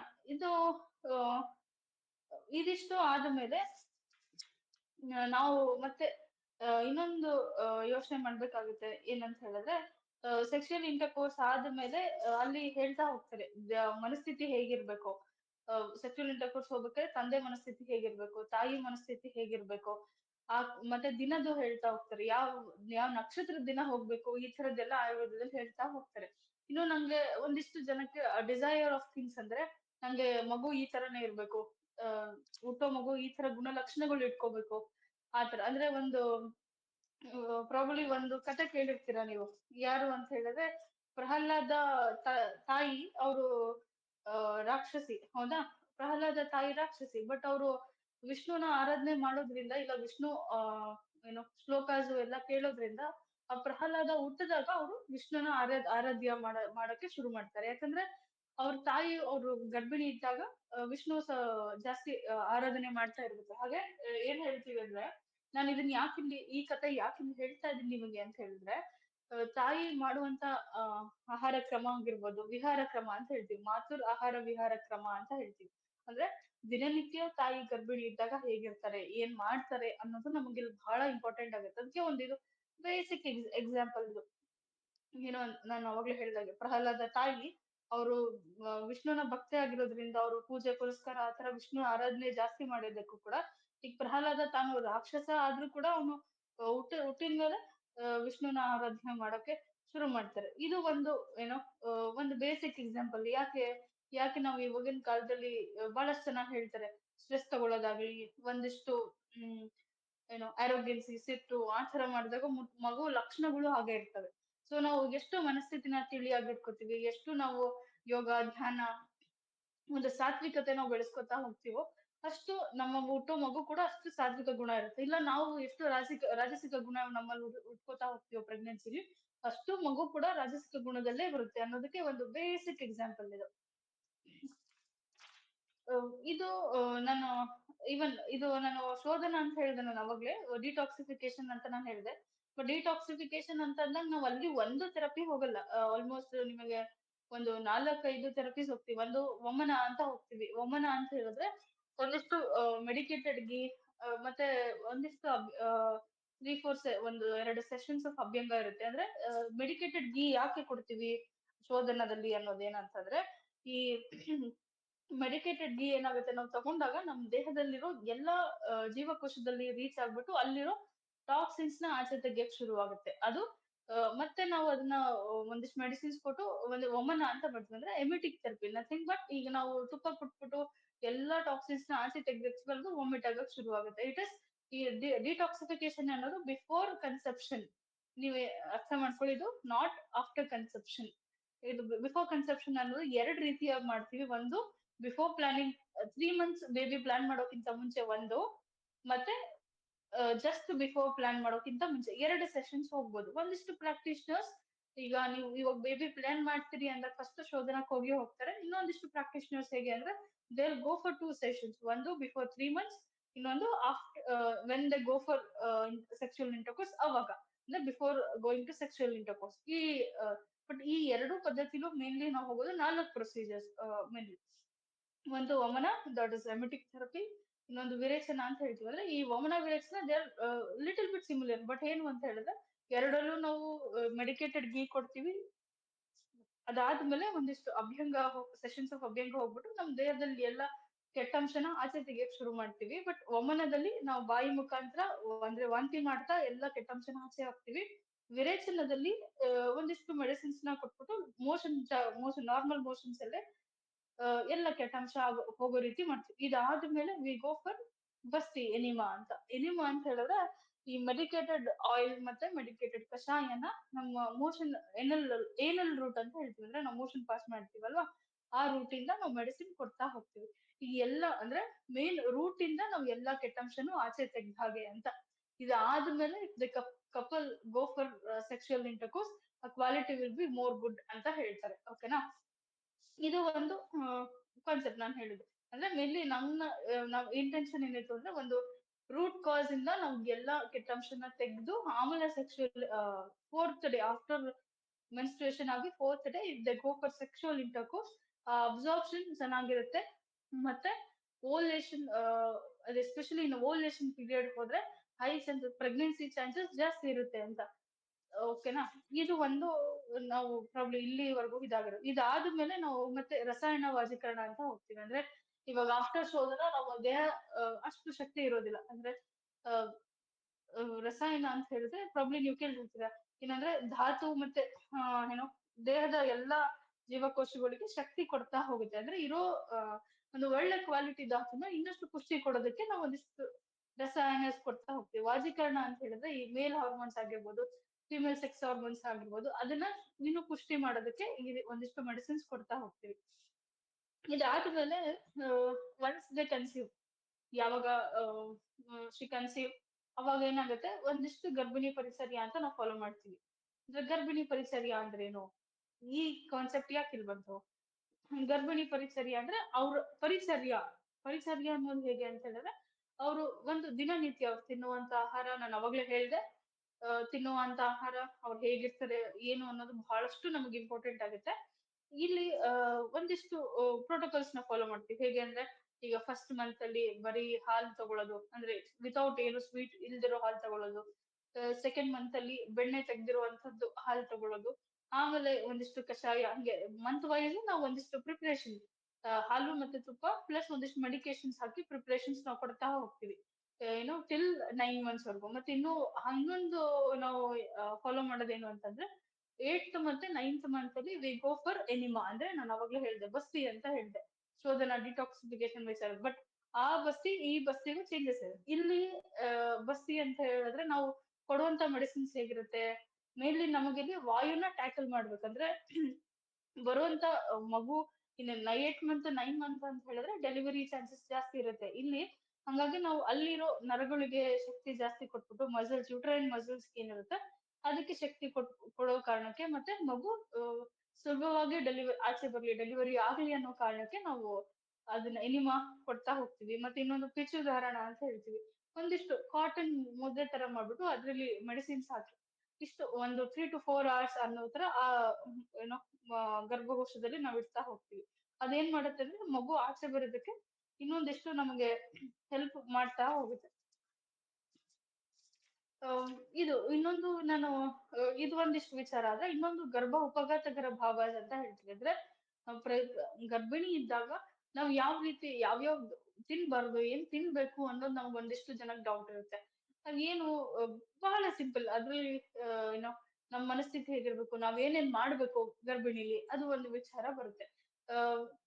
ಏನಂತ ಹೇಳಿದ್ರೆ, ಮೇನ್ಲಿ ನಾವೇನು ಒಂದಿಷ್ಟು ಕಷಾಯ ರಸ ಅಂದ ತಕ್ಷಣ ಕಷಾಯ ಅಲ್ಲ, ಕಹಿ ಅಂತ ಅಂಶ ಇರುವಂತ ಊಟ ಪದಾರ್ಥ ತಗೋಬಾರ್ದು, ಸ್ವಲ್ಪ ಉಷ್ಣ ಪದಾರ್ಥ ಯಾವ್ದು ತಗೋಬಾರ್ದು, ಹೆವಿ ಎಕ್ಸಸೈಸ್ ಆಗ್ಲಿ ಆಗಿರ್ಬಾರ್ದು, ಸೆಕ್ಸುವಲ್ ಇಂಟರ್ಕೋರ್ಸ್ ಅವಾಯ್ಡ್ ಮಾಡ್ಬೇಕು, ಜಾಸ್ತಿ ಕೋಪ ಸಿಟ್ಟು ಆ ತರದ ಎನ್ವಿರಾನ್ಮೆಂಟ್ ಇಂದ ದೂರ ಇರೋದಾಗ್ಲಿ.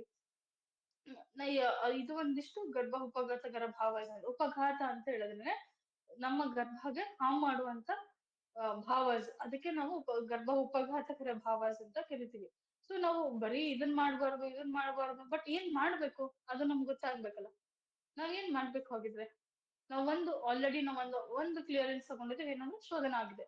ನೆಕ್ಸ್ಟ್ ಇನ್ನ ಪ್ರೆಗ್ನೆಂಟ್ ಆಗಿದ್ವಿ, ಈಗ ಇರೋದನ್ನ ಮಗುನ ಇನ್ನೂ ಚೆನ್ನಾಗಿ ನೋಡ್ಕೊಳ್ಳೋದಕ್ಕೆ ನಾವ್ ಏನ್ ಮಾಡ್ಬೋದು?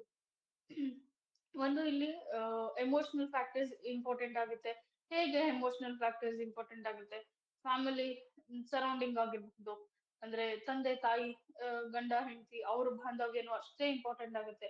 ಬಿಕಾಸ್ ಅವ್ರ ವರ್ತನೆನೂ ಈ ಗರ್ಭಿಣಿ ಮೇಲೆ ಅವ್ರ ಏನು ಯೋಚನೆ ಮೇಲೂ ಇಂಪ್ಯಾಕ್ಟ್ ಬೀಳ್ತಾ ಹೋಗುತ್ತೆ.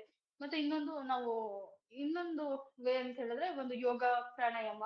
ಇಲ್ಲಿ ನಾವು ಟ್ರೈಮಿಸ್ಟರ್ ವೈಸ್ ಯೋಗ ಪ್ರಾಣಾಯಾಮನ ಡಿವೈಡ್ ಮಾಡ್ತಾ ಹೋಗ್ತೀವಿ. ಅಂದ್ರೆ ಫಸ್ಟ್ ಟ್ರೈಮಿಸ್ಟರ್, ಸೆಕೆಂಡ್ ಟ್ರೈಮಿಸ್ಟರ್ ಮತ್ತೆ ಥರ್ಡ್ ಟ್ರೈಮಿಸ್ಟರ್, ಈ 3 ಭಾಗದಲ್ಲಿ ನಾವು ಯೋಗ ಪ್ರಾಣಾಯಾಮನ ಡಿವೈಡ್ ಮಾಡ್ತಾ ಹೋಗ್ತೀವಿ. ಅಂದ್ರೆ ಫಸ್ಟ್ ಟ್ರೈಮಿಸ್ಟರ್ ಅಲ್ಲಿ ಅನುಲೋಮ ವಿಲೋಮ ಪ್ರಾಣಾಯಾಮ, ಪದ್ಮಾಸನ, ಈ ತರದ್ದು. ಸೆಕೆಂಡ್ ಟ್ರೈಮಿಸ್ಟರ್ ಅಲ್ಲಿ ಅನುಲೋಮ ವಿಲೋಮ ಪ್ರಾಣಾಯಾಮ ಇರುತ್ತೆ, ಪದ್ಮಾಸನ ಇರುತ್ತೆ, ಬಟ್ ಅದ್ರ ಜೊತೆಗೆ ಶವಾಸನ. ಹೀಗೆ ಒಂದೊಂದನ್ನೇ ನಾವು ಈಚ್ ಟ್ರೈಮಿಸ್ಟರ್ ವೈಸ್ ನಾವು ಅದನ್ನ ಆಡ್ ಮಾಡ್ತಾ ಹೋಗ್ತೀವಿ. ಯಾಕೆ ಸ್ಪೆಸಿಫಿಕ್ ಇದೇ ಯೋಗ ಮಾಡ್ಬೇಕು ಅಂತ ನಾನು ಯಾಕೆ ಹೇಳ್ತಾ ಇಲ್ಲ ಅಂತ ಹೇಳಿದ್ರೆ, it is ultimately depend upon the ಗರ್ಭಿಣಿ ಅವಸ್ಥೆ. ಅಂದ್ರೆ ಅವರು ಪೇಷಂಟ್ ಏಜ್ ಎಷ್ಟಿದೆ, ಅವ್ರ ವೇಟ್ ಎಷ್ಟಿದೆ, ಹೈಟ್, ನಾವು ಇದನ್ನೆಲ್ಲ ಮೇನ್ಲಿ ಸತ್ವ ಅಂತ ಹೇಳ್ತೀವಿ. ಅಂದ್ರೆ ಕೆಪಾಸಿಟಿ ಆಫ್ ಗರ್ಭಿಣಿ, ಅವರಲ್ಲಿ ಎಷ್ಟು ಕೆಪಬಿಲಿಟಿ ಇದೆ ಮಾಡುವಂಥದ್ದು. ಸೊ ಇದನ್ನ ನೋಡ್ಕೊಂಡು ನಾವು ಅವ್ರಿಗೆ ಒಂದ್ ರೆಕಮೆಂಡೆಡ್ ಒಂದಿಷ್ಟು ಯೋಗ ಕೊಡ್ತೇವೆ ನಾವು. ಬಿಕಾಸ್ ಒಂದ್ ಜನರಲ್ ಪ್ರೋಟೋಕಾಲ್ ಎಲ್ಲರಿಗೂ ಅನ್ವಯ ಆಗೋದಿಲ್ಲಲ್ವಾ, ಆ ಕಾರಣಕ್ಕೆ. ಅದಾದ್ಮೇಲೆ ಇನ್ನೊಂದು ಹೇಳ್ತೀವಿ ಅಂದ್ರೆ ಮಂತ್ರ ಚಿಕಿತ್ಸಾ ಅಂತ ಹೇಳ್ತೀವಿ. ಪ್ರಾಬ್ಲಿ ನಿಮಗೆ ಮಂತ್ರ ಚಿಕಿತ್ಸಾ ಫಸ್ಟ್ ಟೈಮ್ ಕೇಳ್ತಾ ಇದ್ದೀರಾ ಅಂತ ನಾನು ಅನ್ಕೊಂಡಿದೀನಿ. ಬಟ್ ಇಲ್ಲಿ ಮ್ಯೂಸಿಕ್ ಒನ್ ಕೈಂಡ್ ಆಫ್ ಏನೋ ಮ್ಯೂಸಿಕ್ ಥೆರಪಿನೂ ಹೌದು, ಇನ್ನೊಂದು ಮಂತ್ರ ಚಿಕಿತ್ಸೆನೂ ಹೌದು. ಈಗ ಪ್ರಾಬಬ್ಲಿ ನೀವು ಏನು ಒಂದ್ ಕತೆ ಕೇಳಿರ್ತೀರಿ, 7 ಮಂತ್ ಮಕ್ಕಳಲ್ಲಿ 7 ಮಂತ್ ಪ್ರೆಗ್ನೆನ್ಸಿಲಿ ಮಕ್ಕಳು ನಾವ್ ಹೇಳೋದನ್ನ ಕೇಳಿಸ್ಕೊತಾರೆ, ನಾವ್ ಮಾತಾಡೋದನ್ನ ಅರ್ಥ ಆಗತ್ತೆ ಅಂತ.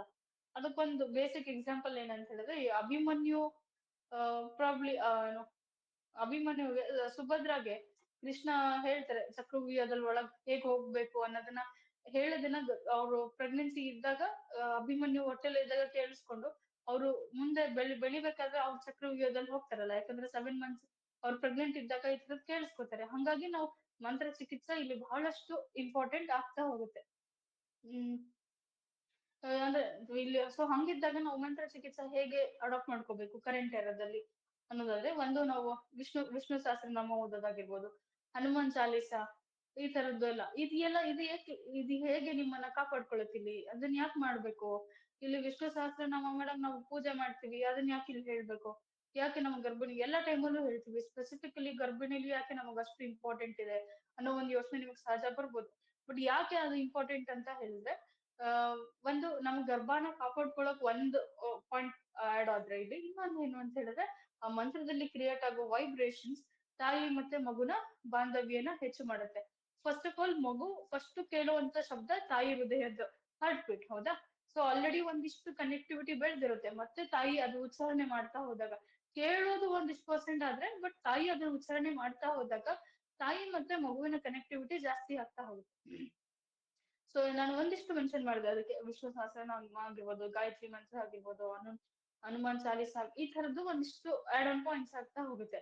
ಮತ್ ಇದ್ರ ಜೊತೆಗೆ ನಾನು ಯಾವಾಗ್ಲೂ ಇದನ್ನೇ ನಾವು ಹೇಳಕ್ಕಾಗಲ್ಲ, ಒಂದಿಷ್ಟು ಸೂದಿಂಗ್ ಮ್ಯೂಸಿಕ್. ಎಕ್ಸಾಂಪಲ್ ಈ ವೀಣೆ ಮ್ಯೂಸಿಕ್, ವೀಣಾದು ನಿಮಗ್ ಪ್ರಾಬ್ಲಿ ಬರೀ ಟ್ಯೂನ್ಡ್ ಮ್ಯೂಸಿಕ್ ಸಿಗುತ್ತೆ. ಆ ಟ್ಯೂನ್ ನ ಕೇಳ್ತಾ ಹೋಗೋದು, ಇಲ್ಲ ಫ್ಲೂಟ್ ಮ್ಯೂಸಿಕ್ಸ್ ಆಗಲಿ ಆ ತರದ್ದು ಕೇಳ್ತಾ ಹೋಗೋದು. ಇವೆಲ್ಲ ಹೇಗೆ ಅಂತ ಹೇಳಿದ್ರೆ ನಮಗ್ ಒಂದಿಷ್ಟು ಆಡ್ ಆನ್ ಪಾಯಿಂಟ್ ಆಗ್ತಾ ಹೋಗುತ್ತೆ. ಮತ್ತೆ ಇದೆಲ್ಲ ಒಂದಿಷ್ಟು ವಿಚಾರ ಆದ್ರೆ, ಇನ್ನೊಂದು ಒಂದು ಕ್ರಿಯೇಟಿವ್ ಪಾಸಿಟಿವ್ ಎನ್ವಿರಾನ್ಮೆಂಟ್ ಅವಳ ಸುತ್ತ ಕ್ರಿಯೇಟ್ ಮಾಡೋದು ಅಷ್ಟೇ ಬಹಳ ಇಂಪಾರ್ಟೆಂಟ್ ಆಗ್ತಾ ಹೋಗುತ್ತೆ. ಇದಿಷ್ಟು ಒಂದ್ ಪಾರ್ಟ್ ಆದ್ರೆ,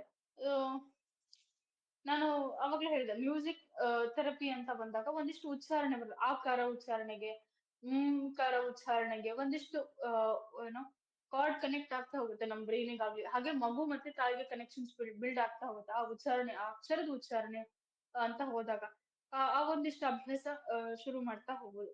ಇದಿಷ್ಟು ಒಂದು ನಾನ್ ನಿಮಗ್ ಇಲ್ಲಿವರೆಗೂ ನಾವು ನಿಮಗೆ ಒಂದು ಕೊಟ್ಟಿದ್ದು ಒಂದು ಜನರಲ್ ಪ್ರೋಟೋಕಾಲ್. ಬಿಕಾಸ್ ಒಂದು ಗರ್ಭ ಸಂಸ್ಕಾರ ಅಂತ ನಾವು ಯೋಚನೆ ಮಾಡಿದಾಗ ಇದು ಎಲ್ಲದೂ ಒಂದು ಒಟ್ಟಾರೆ ಒಂದು ಅಭ್ಯಾಸಗಳು. ಇವನ್ ಹೆಲ್ತಿ ಲೈಫ್ ಸ್ಟೈಲ್ ಕೂಡ ತಿನ್ನುವಂತಹ, ನಾನು ಅವಾಗಲೇ ಒಂದಿಷ್ಟು ಮೆನ್ಷನ್ ಮಾಡಿದೆ, ಈ ರೀತಿ ತಿನ್ಬೇಕು, ಈ ರೀತಿ ತಿನ್ಬಾರ್ದು ಅನ್ನೋದು. ಅಂದ್ರೆ ಇದು ಒಂದಿಷ್ಟು ಏನೋ ಗರ್ಭ ಸಂಸ್ಕಾರದ ಏನು ಜನರಲ್ ಐಡಿಯಾ ನಾನು ಕೊಟ್ಟಿದ್ದೀನಿ ಅಂತ ಅನ್ಕೋತೀನಿ ಎಲ್ಲರಿಗೂ. Hello sir. ಹಾ ಸರ್. ಹಾ ಸರ್. ಹಾ ಸರ್. ಹಾ ಸರ್. ಹಾ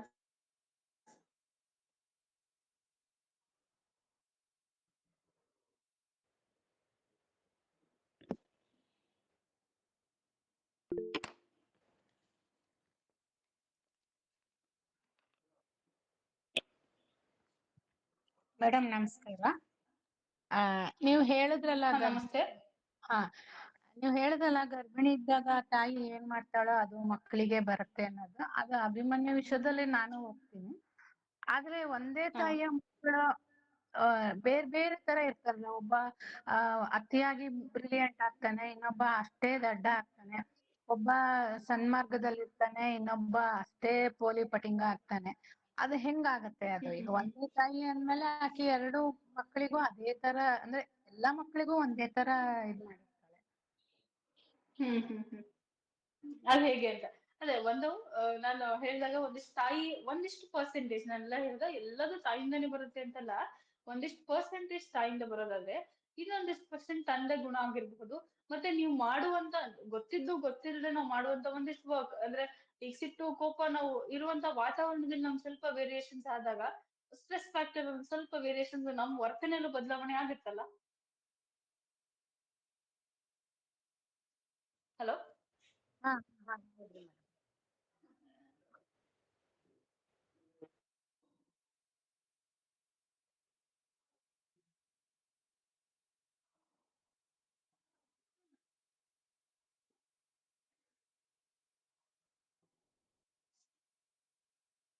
ಹೌದು. ಹ್ಮ್.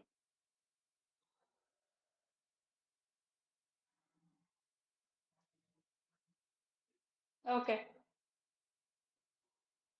ಹಾ.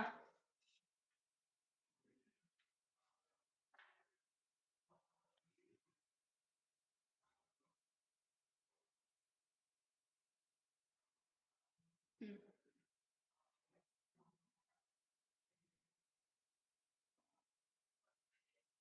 ಹೌದು. ಹ್ಮ್. ಹ್ಮ್.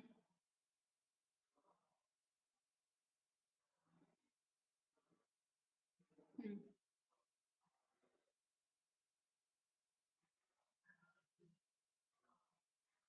ಹೌದು. ಹ್ಮ್.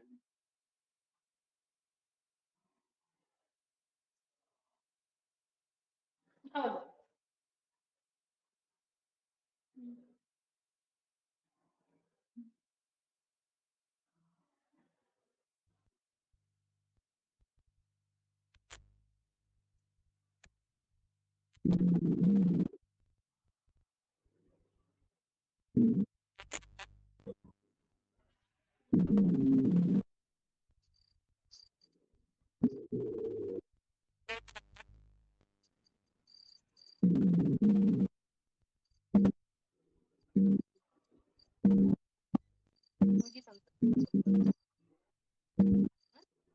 ಅಶ್ವಥ್ ಸರ್ ನಮಸ್ಕಾರ.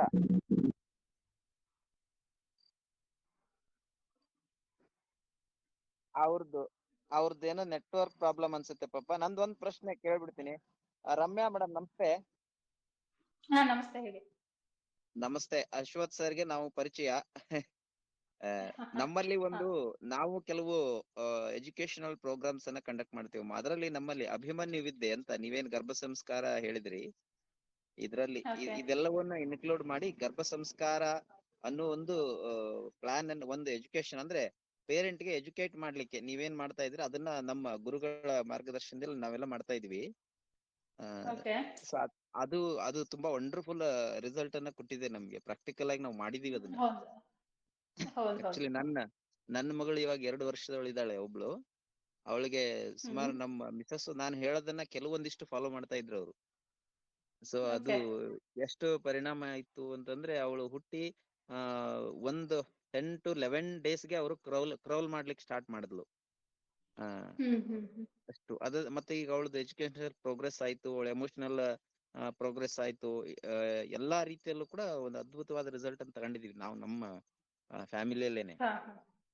ಬಟ್ ನನಗೆ ಒಂದೆರಡು ಪ್ರಶ್ನೆಗಳಿದೆ ನಿಮ್ಮಲ್ಲಿ ಕೇಳಲಿಕ್ಕೆ. ಒಂದೇನಂದ್ರೆ, ಈಗ ಹಾ, ಸರಿ. ಪ್ರಹ್ಲಾದನ ಉದಾಹರಣೆ, ಅಷ್ಟಾವಕ್ರ, ಅನಂತರದಲ್ಲಿ ಹ್ಮ್. ಧ್ರುವ, ಅಭಿಮನ್ಯು, ಈ ತರದ ಹಾ. ಸಾಕಷ್ಟು ಉದಾಹರಣೆಗಳನ್ನ ನಾವು ಕೊಡ್ತೀವಿ.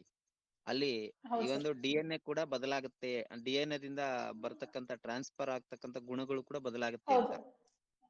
ಬಟ್ ಹೌದು. ನನ್ನ ಪ್ರಶ್ನೆ, ನನಗೆ ಇವು ನಮ್ಮಲ್ಲೂ ಕೂಡ ಆನ್ಸರ್ ಯಾರು ಕೊಟ್ಟಿಲ್ಲ. ಅದೇ ಏನಂತಂದ್ರೆ, ಈಗ ಕರ್ಮ ಅನ್ನೋದೇನಿದೆ, ಕರ್ಮ ಟ್ರಾನ್ಸ್ಫರ್ ಆಗುತ್ತಾ, ಗುಣಗಳು ಟ್ರಾನ್ಸ್ಫರ್ ಆಗಲ್ಲ. ಐ ಥಿಂಕ್ ನನಗದ ಎಕ್ಸ್ಪೀರಿಯನ್ಸ್ ಇದೆ. ಅದು ಅಷ್ಟು ಹಾ. ಪರಿಣಾಮಕಾರಿ ಗರ್ಭ ಸಂಸ್ಕಾರ ಆದಾಗ ಅದು ಟ್ರಾನ್ಸ್ಫರ್ ಆಗಲ್ಲ. ಆದ್ರೆ ಹೌದು. ನಂದೊಂದ್ ಪ್ರಶ್ನೆ ಏನಂದ್ರೆ, ಈ ಕರ್ಮ ಅನ್ನೋದೇನಿದೆ, ಕರ್ಮ ಹ್ಮ್. ಹೇಗೆ ಫಾಲೋ ಆಗುತ್ತಾ ಅಂತ. ಪುನರ್ಜನ್ಮದಲ್ಲಿ ನಂಬಿಕೆ ಇರೋದೇ ಆದ್ರೆ ಹಾ. ಕರ್ಮ ಹಾಗೆ ಟ್ರಾನ್ಸ್ಫರ್ ಆಗುತ್ತಾ? ಕರ್ಮದ ಒಂದು ಇದಕ್ಕೆ ಇಲ್ಲಿ ಟ್ರಾನ್ಸ್ಫರ್ ಆಗುವಾಗ, ಅದೊಂದು ಹಾ. ಸಂಸ್ಕಾರ ಶುದ್ಧೀಕರಣ ಆಗುವಾಗ ಈ ಕರ್ಮ ಹೇಗೆ ಕೆಲಸ ಮಾಡುತ್ತೆ? ಕರ್ಮ ಟ್ರಾನ್ಸ್ಫರ್ ಆಗತ್ತಾ ಅಥವಾ ಇಲ್ವಾ ಅನ್ನೋಂಥದ್ದು ಒಂದು ಸ್ಪಷ್ಟವಾದ ಇದು ಬೇಕಿತ್ತು ನನಗೆ. ಹಾ. ಅದು ಇದ್ರ ಸರ್, ಬಗ್ಗೆ ಅಂದ್ರೆ ಒಂದು ನನಗೆ ಡೌಟ್ ಗೊತ್ತಿರೋ ಅನ್ನೋದಕ್ಕಿಂತ ಒಂದು ಜಿಜ್ಞಾಸೆ ಇದೆ, ಒಂದು ಜಿಜ್ಞಾಸೆ ಅಂತೀವಲ್ಲ ಆ ತರ. ಹೌದು ಹೌದು ಹೌದು. ನನಗೆ ತಿಳಿದ ಪ್ರಕಾರ ನಾನು ಹೇಳ್ತೀನಿ ಅಂದ್ರೆ ನಾನು ನಾವು ಓದ್ಬೇಕಾದ್ರೆ ನಾನು ತಿಳ್ಕೊಂಡಿರೋ ವಿಚಾರ ಏನಂತ ಹೇಳಿದ್ರೆ ನಾವು ಒಂದಿಷ್ಟು ಹ್ಮ್ ಪ್ರಾಬ್ಲಿ ಆರೋಗ್ಯ ಸಮಸ್ಯೆಗಳು ಕೇಳಿರ್ತೀರ. ಎಕ್ಸಾಂಪಲ್ ಅದು ಬಿಳಿತನ್ನು ಆ ತರದ್ದೆಲ್ಲ ಅಂದ್ರೆ ಒಂದಿಷ್ಟು ಲಿಸ್ಟ್ ಆಫ್ ಡಿಸೀಸಸ್ ಇದಾವೆ. ಅದನ್ನೆಲ್ಲ ಎಸ್. ನಾವ್ ಏನಂತ ಹೇಳ್ತೀವಿ ಕರ್ಮ ಗುಣಗಳಿಂದನೇ ಬಂದಿದೆ. ಈಗ ಈಗ ನಿಮ್ ಹಾ ತಂದೆ ಹಾ ತಾಯಿ ಆಗಿರ್ಬೋದು, ಗುರುಗಳಿಗೆ ನಿಂದನೆ ಮಾಡಿದಾಗ, ತಂದೆ ಹ್ಮ್ ತಾಯಿಗೆ ಅಗೌರವ ಸೂಚಿಸಿದಾಗ ಹ್ಮ್ ಮಕ್ಕಳಿಗೆ ಈ ತರ ಕಾಯಿಲೆಗಳು ಬರುತ್ತೆ. ಅಲ್ಲಿ ಹಂಗ ನಾವ್ ಹ್ಮ್ ಯೋಚನೆ ಹ್ಮ್ ಮಾಡಿದ್ರೆ ಕರ್ಮ ಪ್ಲೇ ಹ್ಮ್ ಆಗತ್ತಲ್ವಾ ಇಲ್ಲಿ. ಹೌದೌದು. ಅಲ್ಲ ಈಗ ನಾವು ಆಕ್ಚುಲ್ ಆಗಿ ಹ, ನಾವು ಒಂದು ಮ್ಯಾಕ್ಸಿಮಮ್ ಆಗಿ ನಾವು ಆಪರೇಟ್ ಮಾಡೋದು ಪಂಚ ಕೋಶಗಳಲ್ಲಿ. ನಾವು ಹೆಚ್ಚು ಮನಸ್ಸು, ಪ್ರಾಣ, ಹೌದು ಪ್ರಾಣಮಯ ಮತ್ತೆ ಮನೋಮಯ ಕೋಶ ಮತ್ತೆ ವಿಜ್ಞಾನಮಯ ಕೋಶವನ್ನ ನಾವು ಸ್ವಲ್ಪ ಇಲ್ಲಿ ಹೆಚ್ಚು ಆಪರೇಟ್ ಮಾಡ್ತೀವಿ. ಹೌದು ಮನಸ್ಸು, ಬುದ್ಧಿ ಮತ್ತು ಭಾವನೆಗಳನ್ನೇ ನಾವು ಹೆಚ್ಚಾಗಿ ಮ್ಯಾನೇಜ್ ಮಾಡಬಹುದು ನಾವು ಎಜುಕೇಶನಲ್ ಕಾನ್ಸೆಪ್ಟ್ ಒಳಗೆ. ಹೌದು ಹೌದು ಆಸ್ ಎ ಡಾಕ್ಟರ್ ಆಗಿ ನೀವು ಇನ್ಕ್ಲೂಡ್ ಬಾಡಿನೂ ಕೂಡ ನೀವು ಕಾನ್ಸಂಟ್ರೇಟ್ ಮಾಡ್ತೀರಾ. ಈ ಹೌದು ಮೆಡಿಕೇಶನ್ ಎಲ್ಲ ಮಾಡ್ತೀರಾ. ನಮ್ಮಲ್ಲಿ ಯಾವುದೇ ರೀತಿ ಮೆಡಿಕೇಶನ್ ಈ ತರದ್ದು ಇರೋದಿಲ್ಲ. ಫುಡ್ ಸಜೆಸ್ಟ್ ಮಾಡ್ತೀವಿ, ಹಾಗೆ ಹೆಲ್ದಿ ಫುಡ್ ಸಜೆಸ್ಟ್ ಮಾಡ್ತೀವಿ ಅಷ್ಟೇ. ಬಟ್ ಹ್ಮ್ ನೀವು ಹ್ಮ್ ಅದನ್ನ ಹ್ಮ್ ಆಯುರ್ವೇದಿಕ್ ವಿಜ್ಞಾನದ ಪ್ರಕಾರ ಸಜೆಸ್ಟ್ ಮಾಡ್ತೀರಾ. ನನಗೆ ಇದೊಂದು ಈಗ ನೀವು ಹೇಳಿದ್ದು, ಈಗ ಬಾಡಿ ಟು ಬಾಡಿ ಟ್ರಾನ್ಸ್ಫರ್ ಆಗ್ತಕ್ಕಂತ ಆಯ್ತು, ಕಾಯಿಲೆಗಳು ಟ್ರಾನ್ಸ್ಫರ್ ಆಗ್ತಕ್ಕಂಥದ್ದು ಅದನ್ನ ಕರ್ಮ ಅಂತೀರ. ಈಗ ನನ್ಗೇನಂದ್ರೆ ಕರ್ಮ ಹ್ಮ್ ಇರೋದು ಫಿಸಿಕಲಿನ ಅಥವಾ ಥಾಟ್ಸ್ ರೂಪದಲ್ಲ ಅಂತ. ಕರ್ಮ ಆಲ್ಮೋಸ್ಟ್ ನಾನ್ ತಿಳ್ಕೊಂಡ ಹಾಗೆ ಕರ್ಮ ಇರೋದೇ ಥಾಟ್ಸ್ ರೂಪದಲ್ಲಿ ಅಂತ.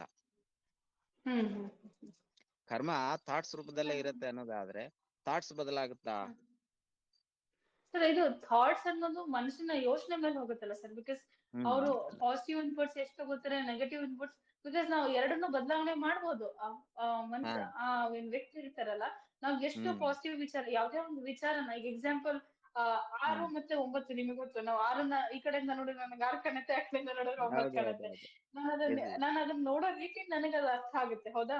ನಾನು ಅದನ್ನ ಕರೆಕ್ಟ್. ಪಾಸಿಟಿವ್ ಆಗಿ ತಗೊಂಡ್ರೆ ನನಗೆ ಅದು ಪಾಸಿಟಿವ್ ಆಗಿ ಅರ್ಥ ಆಗುತ್ತೆ. ನಾನು ಅದನ್ನ ಹೌದು ನೆಗೆಟಿವ್ ಆಗಿ ನೋಡಿದ್ರೆ ಅದು ನೆಗೆಟಿವ್ ಆಗಿ ಅರ್ಥ ಆಗುತ್ತೆ. ಹೌದು. ಹಾಗೇನೆ ಈ ಕ್ವಾಲಿಟಿ ಅಂದ್ರೆ ಯೋಚನೆ ಮಾಡುವಂತ ಶಕ್ತಿನ ನಾವು ಪ್ರಾಬಬ್ಲಿ ಪಾಸಿಟಿವ್ ಇನ್ಪುಟ್ ಕೊಟ್ಟು ಬದಲಾವಣೆ ಮಾಡ್ಬೋದು. ಬಟ್ ಈ ದೇಹದಲ್ಲಿ ಹ್ಮ್ ಬರುವಂತದನ್ನ ಬರೀ ನಾವು ಮೆಡಿಸಿನ್ಸ್ ಎಲ್ಲ ಗುಣ ಮಾಡಕ್ ಸಾಧ್ಯನೇ ಇಲ್ಲ. ಅದನ್ನ ನಾವು ಮ್ಯಾನೇಜ್ ಮಾಡುವುದೇ ಹೊರತು ಹೌದು ಹೌದು ಕಂಪ್ಲೀಟ್ ಹೌದು. ಕ್ಯೂರ್ ಅನ್ನೋದು ಕಷ್ಟ. ಹಾ ಬಟ್ ಕರ್ಮಾನುಸಾರ ಬರುವಂತದ್ದನ್ನ ಕೆಲವು ಪ್ರಾರಬ್ಧ ಕರ್ಮ ಅಂತೀವಿ, ಅಂತದ್ದನ್ನಂತೂ ತಪ್ಪಿಸ್ಲಿಕ್ಕೆ ಆಗಲ್ಲ ಅಂತ ಹೌದು ಆಯ್ತು. ಹೌದು ಹೌದು ಹೌದು ಹೌದು ಅದು that is true sir. Yes Mahesh, ಅದೇ ನಿಮ್ಮ ಆಯುರ್ವೇದದಲ್ಲಿ ಅದಕ್ಕೆ ಏನ್ ಆನ್ಸರ್ ಇದೆ ಅನ್ನೋದು ಒಂಚೂರು ಬೇಕಿತ್ತು ನನಗೆ. ಯಾಕಂದ್ರೆ ನನಗೂ ಕೂಡ ನಾವು ಇದನ್ನ ಪೇರೆಂಟ್ಸ್ ಗೆ ಇಂಟ್ರೊಡ್ಯೂಸ್ ಮಾಡುವಾಗ ಅದೆಲ್ಲಾನು ಸಾಕಷ್ಟು ಜನ ನನಗೆ ಈ ಪ್ರಶ್ನೆಗಳನ್ನು ಕೂಡ ಕೇಳಿದ್ದಾರೆ. ಓಕೆ. ಆದ್ರಿಂದ ಒಂಚೂರು ನಾನು ನಿಮ್ಗೆ ಕ್ಲಾರಿಟಿ ಕೊಟ್ಟೆ. ಥ್ಯಾಂಕ್ ಯು ಮಾ. ಇಲ್ಲ ಸರ್, ಹೇಳಿ.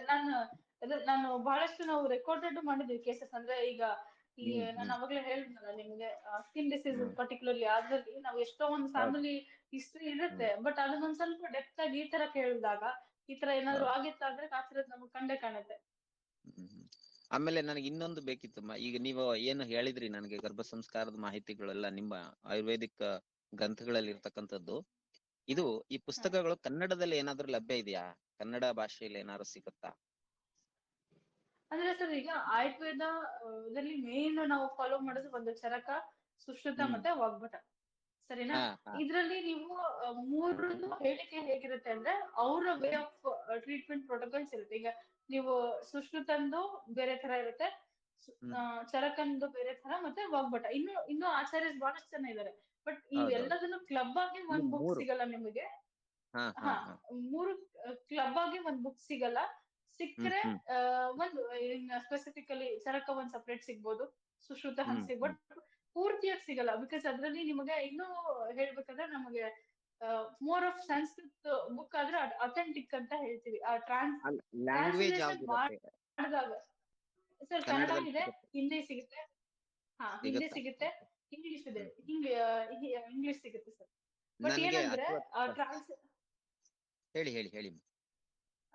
ಸರ್ ಟ್ರಾನ್ಸ್ಲೇಷನ್ ಮಾಡಿದಾಗ ಹಾ ಮೇನ್ಲಿ ಆಯುರ್ವೇದದ ಎಲ್ಲಾ ಬುಕ್ಸ್ ಶ್ಲೋಕದಲ್ಲಿ ಹೇಳ್ತಾ ಹೋಗ್ತಾರೆ. ಆ ಹೌದೌದು. ಟ್ರಾನ್ಸ್ಲೇಷನ್ ಮಾಡಿದಾಗ ನಮಗ್ ಬೇಕಾಗಿರೋ ಅಂಶ ಬೇರೆ ರೀತಿಯಾಗೂ ಸಿಗ್ಬಹುದು. ಕರೆಕ್ಟ್. ಹೌದೌದು. ಅದನ್ನ ಒಂದ್ ಸ್ವಲ್ಪ ಕಾಳಜಿ ವಹಿಸ್ಬೇಕಷ್ಟೇ. ಇಲ್ಲಾಂದ್ರೆ ನಮ್ಮಲ್ಲಿ ಇದೆ. ನಾವೀಗ ನಾವೆಲ್ಲ ಯೂಸ್ ಮಾಡೋದು ಒಂದು ಸಂಸ್ಕೃತ ಇಲ್ಲ ಹಿಂದಿ. ಹ್ಮ್ ಮೇಜರ್ ನಾವ್ ಇದನ್ನೇ ಯೂಸ್ ಮಾಡ್ತೀವಿ. Because Hindi and Sanskrit they are similar. ಸ್ವಲ್ಪ ಸಿಮಿಲರ್ ಸಿಮಿಲರ್. ಆಗಿ ಉತ್ತರ ಕೊಡ್ತಾ. Hmm hmm. Okay okay. Okay ಹಂಗಾಗಿ madam, thank you. For reference ನನಗೆ ಕೆಲವು ಪುಸ್ತಕಗಳು ಬೇಕಿದೆ ಆತರ. ಹಾ ಸರ್. ಅದರಿಂದ ಕೇಳಿದೆ. ಬಿಕಾಸ್ ನಮ್ ಕನ್ನಡ ಆದ್ರೆ ಚೆನ್ನಾಗ್ ಅರ್ಥ ಆಗುತ್ತೆ ಅದರಿಂದ. ಅಲ್ಲ ಕನ್ನಡದಲ್ಲಿ ಒಂದಿಷ್ಟು ಬುಕ್ ಸಿಗುತ್ತೆ ನಿಮಗೆ, ಬಟ್ ನಾನ್ ಹೇಳಿದಾಗ ಏನೋ ಅಷ್ಟು ನಿಮ್ ಕಂಪ್ಲೀಟ್ ಸಿಗಲ್ಲ. ಈಗ ಅಧ್ಯಾಯ ಬಾಳ ಇದೆ. ಈಗ ಚರಕದಲ್ಲಿ ಸೂತ್ರ ಸ್ಥಾನ, ಏನೋ ವಿಮಾನ ಸ್ಥಾನ, ವಿಧಾನ, ಈ ತರದ ಅಧ್ಯಾಯ ಬಹಳ ಇದಾವೆ ಸರ್. ಕರೆಕ್ಟ್ ಕರೆಕ್ಟ್ ಕರೆಕ್ಟ್ ಹೌದು. Okay madam, thank you. Okay, ನಮಸ್ತೆ. Okay sir. ಓಕೆ.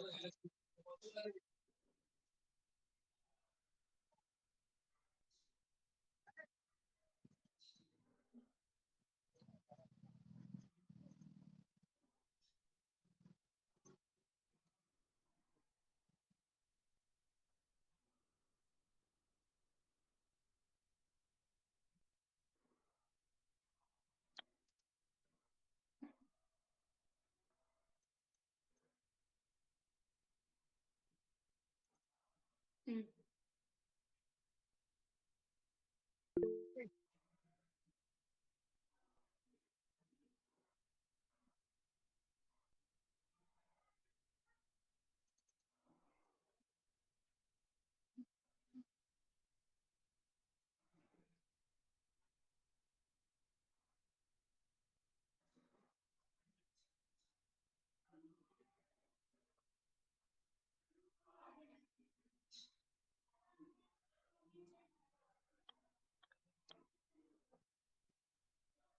ಹೌದು ಹೌದು.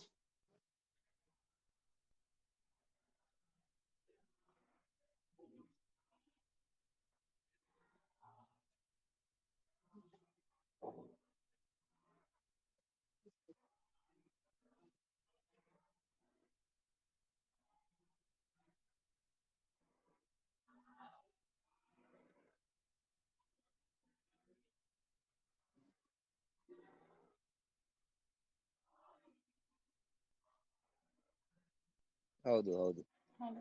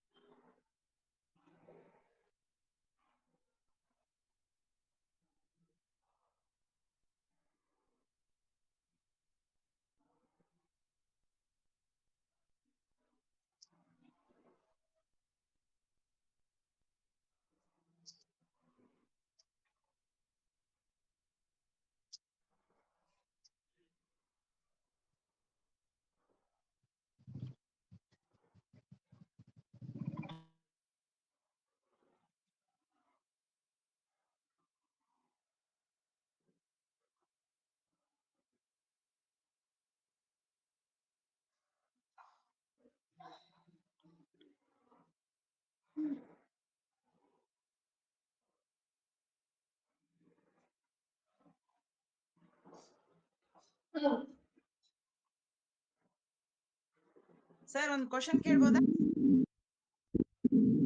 ಹಾ, ನಮಸ್ಕಾರ ರಮ್ಯ ಅವರೇ. ನಮಸ್ತೆ, ಹೇಳಿ.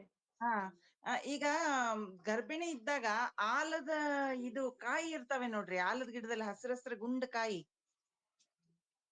ಆಲದ ಗಿಡದಲ್ಲಿ ಅದ್ರ ಕಾಯಿ ಇರ್ತವೆ, ಅದ್ರದ್ದು ಸರ ಮಾಡಿ ಹಾಕ್ತಾರೆ. ಅದೇನಾದ್ರು ಆಯುರ್ವೇದಿಕ್ ರೀಸನ್ ಇದೆನಾ ಅಂತ. ಆಮೇಲೆ ಆಲದ ಎಲೆದ ರಸನೋ ಅಥವಾ ಆಲದ ಹಾಲು ಮೂಗಿನಲ್ಲೇ ಹಾಕ್ತಾರಂತೆ ಗರ್ಭಿಣಿಗೆ. ಅದು ಯಾವ ತರ ಹೌದು ಸಂಸ್ಕಾರದಲ್ಲಿ ಹೌದು ಬರುತ್ತಾ? ಹೌದು ಹೌದು. ಅದು ಏನಂತ ಹೇಳಿದ್ರೆ, ಅದು ಪ್ರಾಬ್ಲಿ ಬಾಳೆ ಎಲೆದು ಬಾಳೆ ಗಿಡ ಇರುತ್ತಲ್ಲ, ಅದು ಒಂದು ಅಭ್ಯಾಸ ಇದೆ. ಏನಂತ ಹೇಳಿದ್ರೆ, ಈ ಬಾಳೆ ಗಿಡದಲ್ಲಿ ಒಂದ್ ಹೂ ಬರುತ್ತೆ, ಗೊತ್ತಾ? ಹಾ, ಪ್ರಾಬಬ್ಲಿ ಕೇಳಿರ್ತೀರಾ. ಆಲದ್ದು ಅಂತ ಕೇಳಿದ್ದೆ ನಾನು. ಆಲದ ಮರ ಅಲ್ಲ, ಆಲದ ಮರ ಅನ್ನೋಕ್ಕಿಂತ ಈ ಕರೆಂಟ್ ಯೂಸ್ ಇರೋದೇನು ಅಂತ ಹೇಳಿದ್ರೆ, ಅಂದ್ರೆ ನಾನು ನಿಮಗೆ ಹೇಳಿದೆ ಮೂಗಲ್ ಹಾಕೋದು ಅಂತ, ಅದನ್ನ ಹೇಳ್ತಾ ಇದೀನಿ ನಾನು. ಮೂಗಲ್ ಹಾಕೋ ಪದ್ಧತಿ ಏನು ಅಂತ ಹೇಳಿದ್ರೆ, ಅಂದ್ರೆ ಮಗು ಹೀಗೆ ಹುಟ್ಬೇಕು, ಮತ್ತೆ ಅದು ಒಂದು ಪುಂಸವನ ಕರ್ಮ ಅಂತ ಬೇರೆ ಅಭ್ಯಾಸನೇ ಇದೆ. ಬಟ್ ಆಕ್ಚುಲಿ ಒಂದಿಷ್ಟು ಗೌರ್ಮೆಂಟ್ ರಿಸ್ಟ್ರಿಕ್ಷನ್ಸ್ ಇಂದ ಇವಾಗ ಅದನ್ನ ಅಭ್ಯಾಸ ಮಾಡ್ತಾ ಇಲ್ಲ, ಪ್ರಾಕ್ಟೀಸ್ ಮಾಡ್ತಾ ಇಲ್ಲ, ಬ್ಯಾನ್ ಆಗಿದೆ. ಬಟ್ ಒಂದಿಷ್ಟು ಟ್ರೆಡಿಷನಲ್ ಪ್ರಾಕ್ಟೀಷನರ್ಸ್ ಅದನ್ನ ಪ್ರಾಕ್ಟೀಸ್ ಮಾಡ್ತಾ ಇದ್ದಾರೆ. ಬಿಕಾಸ್ ಅದು ಒಂದ್ ಸ್ವಲ್ಪ ಜೆಂಡರ್ ಆತರ ವಿಚಾರ ಬರುತ್ತೆ ಅನ್ನೋ ಕಾರಣಕ್ಕೆ ಬ್ಯಾನ್ ಆಗಿದೆ ಅದು. ಆ ಕಾನ್ಸೆಪ್ಟ್ ಇನ್ನೂ ಇದೆ, ಮೂಗಲ್ ಹಾಕೋದು ಅಂದ್ರೆ ಈ ರೀತಿನೇ ಹಾಕ್ಬೇಕು, ಇದೇ ರೀತಿ ಹಾಕ್ಬೇಕು, ಲೆಫ್ಟ್ ಟು ರೈಟ್, ಆ ತರದ ಒಂದು ಕಾನ್ಸೆಪ್ಟ್ ಇದೆ ಅದು. ಬಟ್ ನಮಗೆ ಡಾಕ್ಟರ್ಸ್ಗಾಗ್ಲಿ ಅದು ಒಂದಿಷ್ಟು ರೆಸ್ಟ್ರಿಕ್ಷನ್ಸ್ ಇದೆ. ಎಲ್ಲೂ ನಾವು ಅದನ್ನ ಕಾನ್ಸೆಪ್ಟ್ ನ ಡೀಟೇಲ್ ಆಗಿ ಪ್ರೆಸೆಂಟ್ ಮಾಡಕ್ ಆಗಲ್ಲ ಬಿಕಾಸ್ ಆಫ್ ಸಮ್ ರೆಸ್ಟ್ರಿಕ್ಷನ್ಸ್. ಅಂದ್ರೆ ಏನು ಜೆಂಡರ್ ರಿಲೇಟೆಡ್ ರೆಸ್ಟ್ರಿಕ್ಷನ್ಸ್ ಬರುತ್ತೆ ಅನ್ನೋದು ಕಾರಣಕ್ಕೆ. ಆಲದ್ದೇನು ಅಲ್ಲ ನೀವು ಆಗಲ್ಲ. ಮಣಿದೇನಿದೆ ಅಲ್ಲ ಮಣಿದು ಏನು ಹೇಳಿದ್ರಲ್ಲ, ಅಂದ್ರೆ ಅದು ಹಾರ ಹಾಕ್ತಾರೆ ಅಂತ ಹೇಳಿದ್ರಲ್ಲ. ಹಾರ ಹಾರ ಹಾಕ್ತಾರೆ. ಹಾರ ಹಾಕೋದು ಏನು ಅಂತ ಹೇಳಿದ್ರೆ ಅದ್ರಲ್ಲಿರೋ ಒಂದಿಷ್ಟು ಔಷಧ ಅಂಶ, ಒಂದು ನಾನು ಅವಾಗ್ಲೇ ಹೇಳಿದ್ದೆ ಗರ್ಭಿಣಿ ಪರಿಚರ್ಯ ಅಂತೆಲ್ಲ, ಅದ್ರಲ್ಲಿ ಈ ಮಣಿಧಾರಣ, ಯಜ್ಞ ಆ ಥರದ್ದೆಲ್ಲ ಬರುತ್ತೆ. ಅಂದ್ರೆ ಆ ಧಾರಣ ಮಾಡಿದಾಗ ಅದ್ರಲ್ಲಿರೋ ಒಂದಿಷ್ಟು ಪಾಸಿಟಿವ್ ಅಂಶ ನಮ್ ದೇಹನ ಕಾಪಾಡೋದಾಗುತ್ತೆ ಅನ್ನೋ ಕಾರಣಕ್ಕೆ ಅದು ಧಾರಣೆ ಮಾಡ್ತಾರೆ. ನನ್ ಮಗಳಿಗೆ ಹಾಕಿದ್ದೆ ನಾನು ಹಾರ. ಅದಕ್ಕೆ ಅದ್ರ Okay. ಹಿಂದಿಂದ ಏನಿದು ಎಲ್ಲಾರು ಹೇಳಿದ್ರು, ದೊಡ್ಡವ್ರು ಹೇಳಿದ್ರು, ಹಾಕ್ಬಿಟ್ಟೆ. ಅದಕ್ಕೆ ಇದ್ರ ಹಿಂದೆ ಏನಾದ್ರು ಆಯುರ್ವೇದಿಕ್ ರೀಸನ್ ಇದೆನಾ ಅಂತ ಕೇಳಿದೆ. Thank you. ಅಲ್ಲ ಅದನ್ನೇ ನಾನು ಹೇಳಿದಲ್ಲ, ಅದ್ರಿಂದ ಒಂದಿಷ್ಟು ಅಂಶದಿಂದ ಹಂಗಾಗುತ್ತೆ. ಹಾ ಮೇಡಮ್ ನಮಸ್ಕಾರ, ರಮ್ಯಾ ಅವರೇ. ಹೇಳಿ. ಅದು ನೀವ್ ಹೇಳಿದ್ರಲ್ಲ ಮೂಗಿಗೆ ಹಾಕ್ತಾರಂತ, ಅದು ಉಡುಪಿ ಸೈಡ್ ಸೀಮಂತ ದಿವಸ ಹಾಕ್ತಾರೆ. ಸೀಮಂತ ದಿವಸ ಇಲ್ಲ ಮಾತ್ರ. ಇಲ್ಲ ಅದು ಸೀಮಂತಕ್ ಹಾಕ್ಬಾರ್ದು. ಆಕ್ಚುಲಿ ಅದು ಅಲ್ಲ, 3 months ಅಲ್ಲೇ ಹಾಕೋದು. ಸೀಮಂತ ಮಾಡಿದ ದಿವಸ ಹಾಕ್ತಾರೆ ಅಲ್ಲಿ. ಅದೇ ಅಮ್ಮ, ಅದು ನೀವು ಹೇಳ್ದಾಗೆ ಅದು ರೆಗ್ಯುಲರ್ ಪ್ರಾಕ್ಟೀಸ್ ನೀವು ಹೇಳ್ತಾ ಇರೋದು.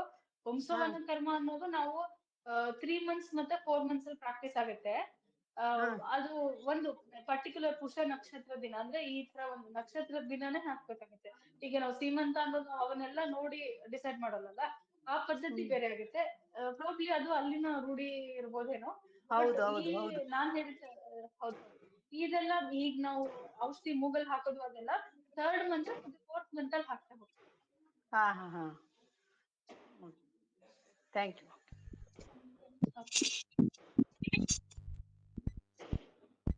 ಕೇಳಿಸುತ್ತಾ? ಹಲೋ,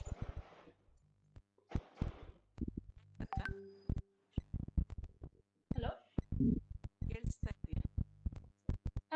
ಕ್ಲಿಯರ್ ಇಲ್ಲ ನಿಮ್ಮ ವಾಯ್ಸ್. ಹಲೋ, ಹೇಳಿ. ನಮಸ್ಕಾರ ಡಾಕ್ಟ್ರೆ. ಹೇಳಿ. ಇದು ಈಗ ಕರ್ಮ ಮತ್ತೆ ಗರ್ಭ ಸಂಸ್ಕಾರ ಮುಖಾಂತರ ಹುಟ್ಟಿರೋ ಮಕ್ಕಳು, ಕರ್ಮದ ಮುಖಾಂತರ ಹುಟ್ಟಿರೋ ಮಕ್ಕಳನ್ನ ಅಲೋಪತಿನಲ್ಲಿ ಜೆನೆಟಿಕ್ ರೀಸನ್ಸ್ ಕೊಡ್ತಾರೆ.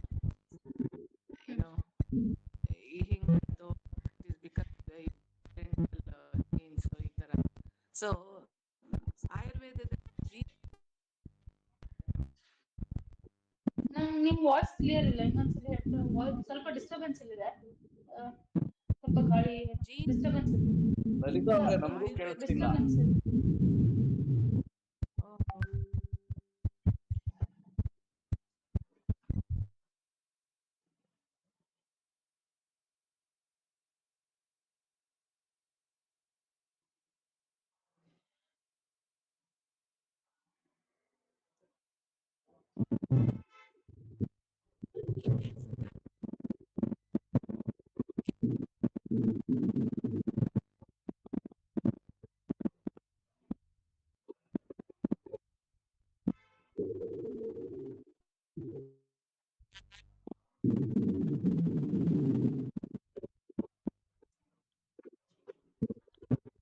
ಇಲ್ಲ ಸರ್, ಅವ್ರದ್ದು ಪ್ರಶ್ನೆ ಅನ್ನೋದಕ್ಕಿಂತ ಅವ್ರೇನೋ ಹೇಳಲಿಕ್ಕೆ ಇದಾರೆ.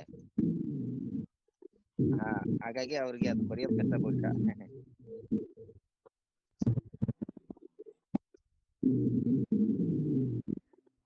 ಅದೇ ನೀವು ಕರ್ಮ ವಿಷಯದ ಕರ್ಮದ ವಿಷಯದ ಬಗ್ಗೆ ಮಾತಾಡಿದ್ರಲ್ಲ. ಕರ್ಮ ಅಂದ್ರೆ ಇಲ್ಲಿ ಕೆಲಸ ಅಂತ ಆಗಿಲ್ಲ, ಒಳ್ಳೇದಾದ್ರೂ ಆಗ್ಬೋದು, ಕೆಟ್ಟದಾದ್ರೆ ಆಗ್ಬೋದು. ಬಟ್ ಹೇಳ್ದಂಗೆ ಆಧ್ಯಾತ್ಮಿಕವಾಗಿ ಚಿಂತನೆ ಮಾಡಿದ್ರೆ ಭಗವದ್ಗೀತೆಯಲ್ಲಿ ಕೃಷ್ಣ ಹೇಳಿದಾನೆ, ನಮ್ಮ ಕರ್ಮಗಳು ಮುಂದಿನ ಜನ್ಮಕ್ಕೆ ಕಂಟಿನ್ಯೂ ಆಗತ್ತೆ ಅಂತ ಹೇಳಿ. ನನೀಗ ಅನ್ಸೋದು, ಈಗ ಮಕ್ಕಳು ಈಗ ಸಣ್ಣ ವಯಸ್ಸಲ್ಲೇ ಅತಿಯಾದ ಬ್ರಿಲಿಯನ್ಸಿಯನ್ನ ಹೊಂದಿರ್ತಾರೆ. ಸಣ್ಣ ಮಕ್ಕಳೆಲ್ಲ ಈಗ ಸಂಗೀತದ ಫೀಲ್ಡ್ ಅಲ್ಲಿ ರಾಗಗಳನ್ನ ಗುರುತಿಸೋದು, ಅಷ್ಟು 6-7 ವರ್ಷಕ್ಕೆ ಸ್ಟೇಜ್ ಮೇಲೆ ಕೂತು ಕಚೇರಿ ಮಾಡೋ ಅನ್ನೋಂತ ಒಂದು ಕೇಪಬಿಲಿಟಿ ಅವ್ರಿಗೆ ಇರತ್ತೆ. ಇದೆಲ್ಲ ನನಗನ್ಸೋದು ಅವ್ರ ಕರ್ಮದ ಕಂಟಿನ್ಯೂಷನ್ ಅಂತಾನೆ ನಾನ್ ಅನ್ಕೊಂತೀನಿ.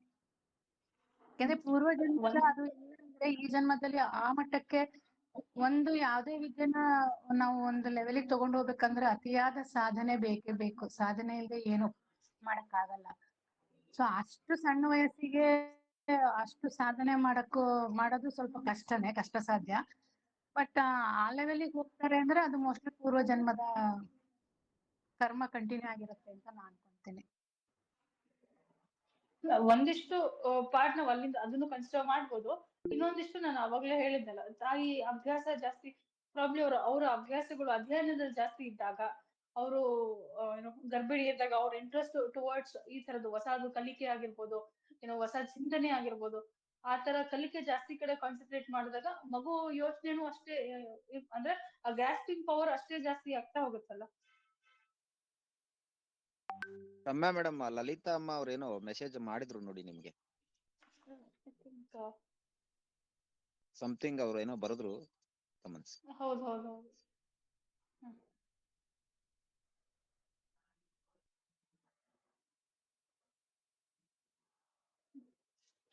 ಕ್ಯಾರೆಕ್ಟರ್ಸ್ ಇನ್ ಟರ್ಮ್ಸ್ ಆಫ್ ನಾನು ಅವ್ರ ಏನೋ ಮಗು ಕ್ವಾಲಿಟಿನ ನಮ್ ಬೀಜ ದೋಷ ಏನು ಜೀನ್ಸ್ ಅಂತ ಏನ್ ಹೇಳ್ತಾ ಇದಾರಲ್ವಾ ಅವರು, ನಾವು ಅದನ್ನ ಬೀಜ ದೋಷ ಅಂತಾನು ಕನ್ಸಿಡರ್ ಮಾಡ್ತೀವಿ. ಒಂದು ಇದನ್ನ ನಾವು ಪುಂಸವನ ಕರ್ಮ ಅಂತ ನಾನು ಅವಾಗ್ಲೇ ಹೇಳಿದೆ.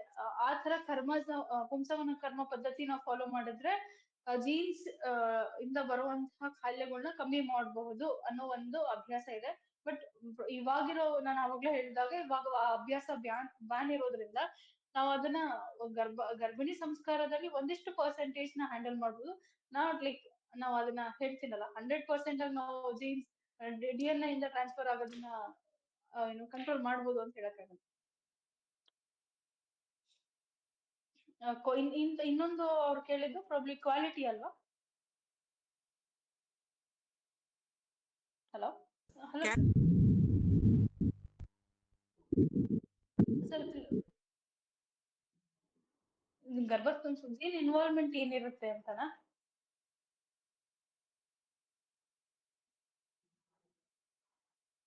ಹಾ ಸರ್, ಅದು ನಾನು ಅವಾಗ್ಲೇ ಹೇಳ್ದೆ. ಒಂದಿಷ್ಟು ಪ್ರೀ ಕನ್ಸೆಪ್ಷನ್ ಥಿಂಗ್ಸ್ ಅಂತ ಪ್ರಾಬ್ಲಿ ನಾನು ಮೆನ್ಷನ್ ಮಾಡಿದೆ. ಅದ್ರಲ್ಲಿ ಅತುಲ್ಯ ಗೋತ್ರಾಜ್ ಅಂತ ಹೇಳಿದೆ. ನೋಡಿದಿರ ನೀವು? ಅತುಲ್ಯ ಗೋತ್ರ ಮತ್ತೆ ಸೇಮ್ ಗೋತ್ರನ ಮದ್ವೆ ಆಗ್ಬಾರ್ದು ಅಂತ ಯಾಕೆ ಹೇಳ್ತಾರೆ ಅಂದ್ರೆ, ಸೇಮ್ ಜೀನ್ ಅಲ್ಲಿರೋ ಡಿಸೀಸಸ್ ಟ್ರಾನ್ಸ್ಫರ್ ಆಗುತ್ತೆ ಅನ್ನೋ ಒಂದು ಕಾನ್ಸೆಪ್ಟ್ ಗೋಸ್ಕರ ಗೋತ್ರನೇ ಸೇಮ್ ಗೋತ್ರ ಮದುವೆ ಆಗ್ಬಾರ್ದು ಅನ್ನೋ ಒಂದು ಈ ಕಾನ್ಸೆಪ್ಟ್ ಇದೆ.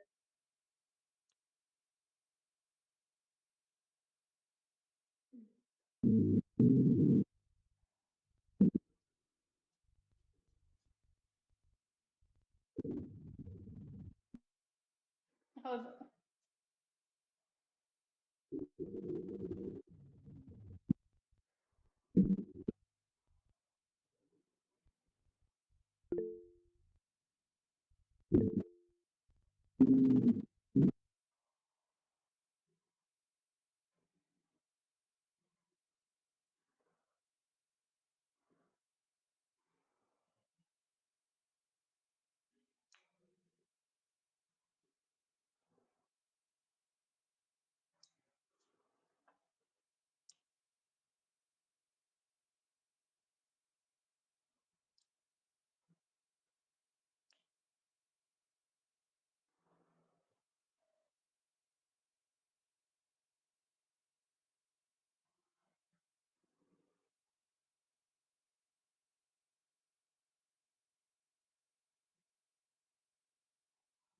ಹಾ ಸರ್.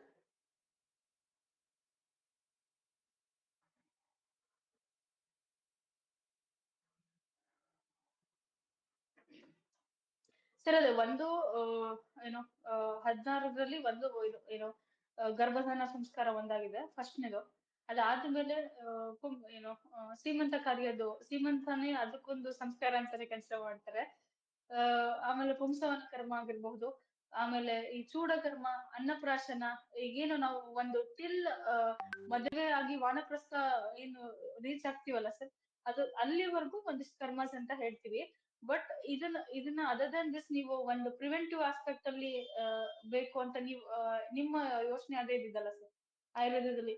ಮಗು ಹೆಲ್ತ್ ಇನ್ನು ಡೆಲಿವರಿ ಆದ್ಮೇಲೆ ಮಗು ಹೆಲ್ತ್ ಕಾಪಾಡ್ಕೊಳಕ್ ಇನ್ನು ಬೇರೆ ಬೇರೆ ಏನೇನ್ ಪ್ರೋಟೋಕಾಲ್ಸ್ ಯೂಸ್ ಮಾಡ್ತೀವಿ ಅಂತ ಅಲ್ವಾ? ಹಾ ಅದೇ ಒಂದು ಹಾ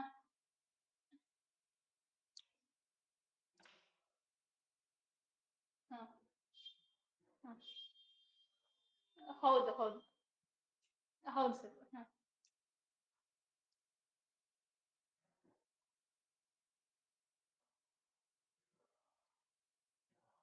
ಹ್ಮ್ ಹಾ ಸರ್, ಇನ್ನೊಂದು ಅದೇ ಬೇಸಿಕ್ ಅದಕ್ಕೆ ಪರ್ಟಿಕ್ಯುಲರ್ ಅನ್ನಪ್ರಾಶನ ಅಂತೆಲ್ಲ ಹೇಳಿದ್ರೆ ಈ ಚೂಡಕರ್ಮ ಅನ್ನಪ್ರಾಶನ. ಚೂಡಕರ್ಮ ಇಸ್ ನಥಿಂಗ್ ಬಟ್ ಅದು ಏನೋ ನಾವು ಕೂದಲು ತೆಗ್ಸೋದು, ಮುಡಿ ತೆಗ್ಸೋದು ಅಂತ ಹೇಳ್ತಾರಲ್ಲ ಸರ್, ಅದಕ್ಕೆ ನಾವು ಚೂಡಕರ್ಮ ಅಂತ ಹೇಳ್ತೀವಿ. ಅಂದ್ರೆ ಅದು ಆ ಸ್ಟೇಜಸ್ಗೆ ಒಂದು ಏನು ಫಾಲೋ ಮಾಡುವಂತ ರೂಟೀನ್. ಬಟ್ ಇವಾಗ ಕರೆಂಟ್ಲಿ ಪ್ರಾಕ್ಟೀಸ್ ಇರೋದು ಒಂದ್ ಸೈಂಟಿಫಿಕ್ ಆಗಿ ನೀವು ಕೇಳಿದ್ರೆ, ಬಟ್ ಇದು ಏನು ಸ್ವರ್ಣಾಮೃತ ಆ ತರದ್ದೆಲ್ಲ ನಾವು ಇದ್ರಲ್ಲ ಇದ್ರಲ್ಲೇ ಬರ್ತಾ ಹೋಗುತ್ತೆ. ಅಂದ್ರೆ ಸ್ವರ್ಣಾಮೃತ ಅನ್ನೋದು ಈ ಮಕ್ಕಳ ಬುದ್ಧಿಶಕ್ತಿ ಹೆಚ್ಚು ಮಾಡೋದಕ್ಕೆ, ಅವರ ಬೆಳವಣಿಗೆ ಹೆಚ್ಚಾಗೋದಕ್ಕೆ. ಈಗ ನನಗೆ ಅವಾಗ್ಲೇ ಬಹಳಷ್ಟು ಜನ ಕೇಳಿದ್ರಿ, ಅಂದ್ರೆ ಈಗ ಇಲ್ಲಿವರೆಗೂ ನಾವು ತಾಯಿನ ನೋಡ್ತಾ ಹೋದ್ವಿ, ಮುಂದೆ ಮಗುನ ಹೇಗ್ ನೋಡ್ಕೊಳ್ಳೋದು ಅದನ್ನು ಬರುತ್ತಲ್ಲ ಸರ್. ಆ ಮಗುನ ಬುದ್ಧಿಶಕ್ತಿ ಹೆಚ್ಚಾಗೋದಕ್ಕೆ ಅಂದ್ರೆ ಅವಾಗ್ಲೇ ನನ್ಗೆ ಒಬ್ರು ಪ್ರಶ್ನೆ ಕೇಳಿದ್ರು. ಅಂದ್ರೆ ಕೆಲವೊಂದಿಷ್ಟು ಮಕ್ಳು ಅವರ ಯೋಚನೆ ಆಗಿರ್ಬೋದು, ಅವರ ಏನೋ ಕಲಿಕೆ ಬಹಳಷ್ಟು ಬೇಗ ಇರುತ್ತೆ, ಅಂದ್ರೆ ಗ್ರಾಸ್ಪಿಂಗ್ ಪವರ್ ಜಾಸ್ತಿ ಇರುತ್ತೆ. ಒನ್ ಆಫ್ ದ ರೀಸನ್ ಇದು. ಅಂದ್ರೆ ಈ ಸ್ವರ್ಣಾಮೃತ ಅಂತ ನಾವೇನ್ ಹಾಕ್ತಿವಲ್ಲ, ಇದು ಮುಂಚೆಯಿಂದನೂ ಒಂದು ಆಚಾರ್ಯರೇ ಹೇಳ್ತಾರೆ. ಅಂದ್ರೆ ಹುಟ್ಟಿದ ದಿನದಿಂದ ನೀವು 6 ಮಂತ್ ವರೆಗೂ ಇಲ್ಲ ಒಂದಿಷ್ಟು 2 to 3 years ವರೆಗೂ ಪರ್ಟಿಕ್ಯುಲರ್ಲಿ ನೀವು ದಿನ ಹಾಕ್ತಾ ಹೋದಾಗ ಮಗು ಮೇಧಾವಿ ಆಗತ್ತೆ. ಅಂದ್ರೆ ಆ ಮೇಧಾವಿ ಅನ್ನೋದಕ್ಕೂ 2-3 ಟರ್ಮ್ ಯೂಸ್ ಮಾಡ್ತಾರೆ. ಅಂದ್ರೆ ಅಷ್ಟು ಮಟ್ಟು ಬುದ್ಧಿವಂತಿಕೆ ಆಗ್ತಾನೆ. ಮತ್ತೆ ಇದು ಹಾಕೋದ್ರಿಂದ ಮಕ್ಕಳು ಮೈಲ್ ಸ್ಟೋನ್ ಅಚೀವ್ ಜಾಸ್ತಿ ಬೇಗನೆ ಆಗ್ತಾರೆ ಸರ್. ಇದು ಒಂದು ಕರೆಂಟ್ಲಿ ಸೈಂಟಿಫಿಕಲಿ ಪ್ರೂವನ್ ಇದೆ ಈ ಕರೆಂಟ್ಲಿ. ಇನ್ನು ನೀವು ಈ ಸೀಮಂತ ಚೂಡಕರ್ಮ ನಾವೇನ್ ಡಿಸ್ಕಸ್ ಮಾಡಿದ್ವಲ್ಲ, ಈಗ ಅಲ್ಲಿವರೆಗೂ ಯಾರು ಸೈಂಟಿಫಿಕ್ ಆಗಿ ಏನು ಪ್ರೂವನ್ ಇಲ್ಲ ಸರ್ ಇವಾಗ ಅಷ್ಟು. ಹ್ಮ್.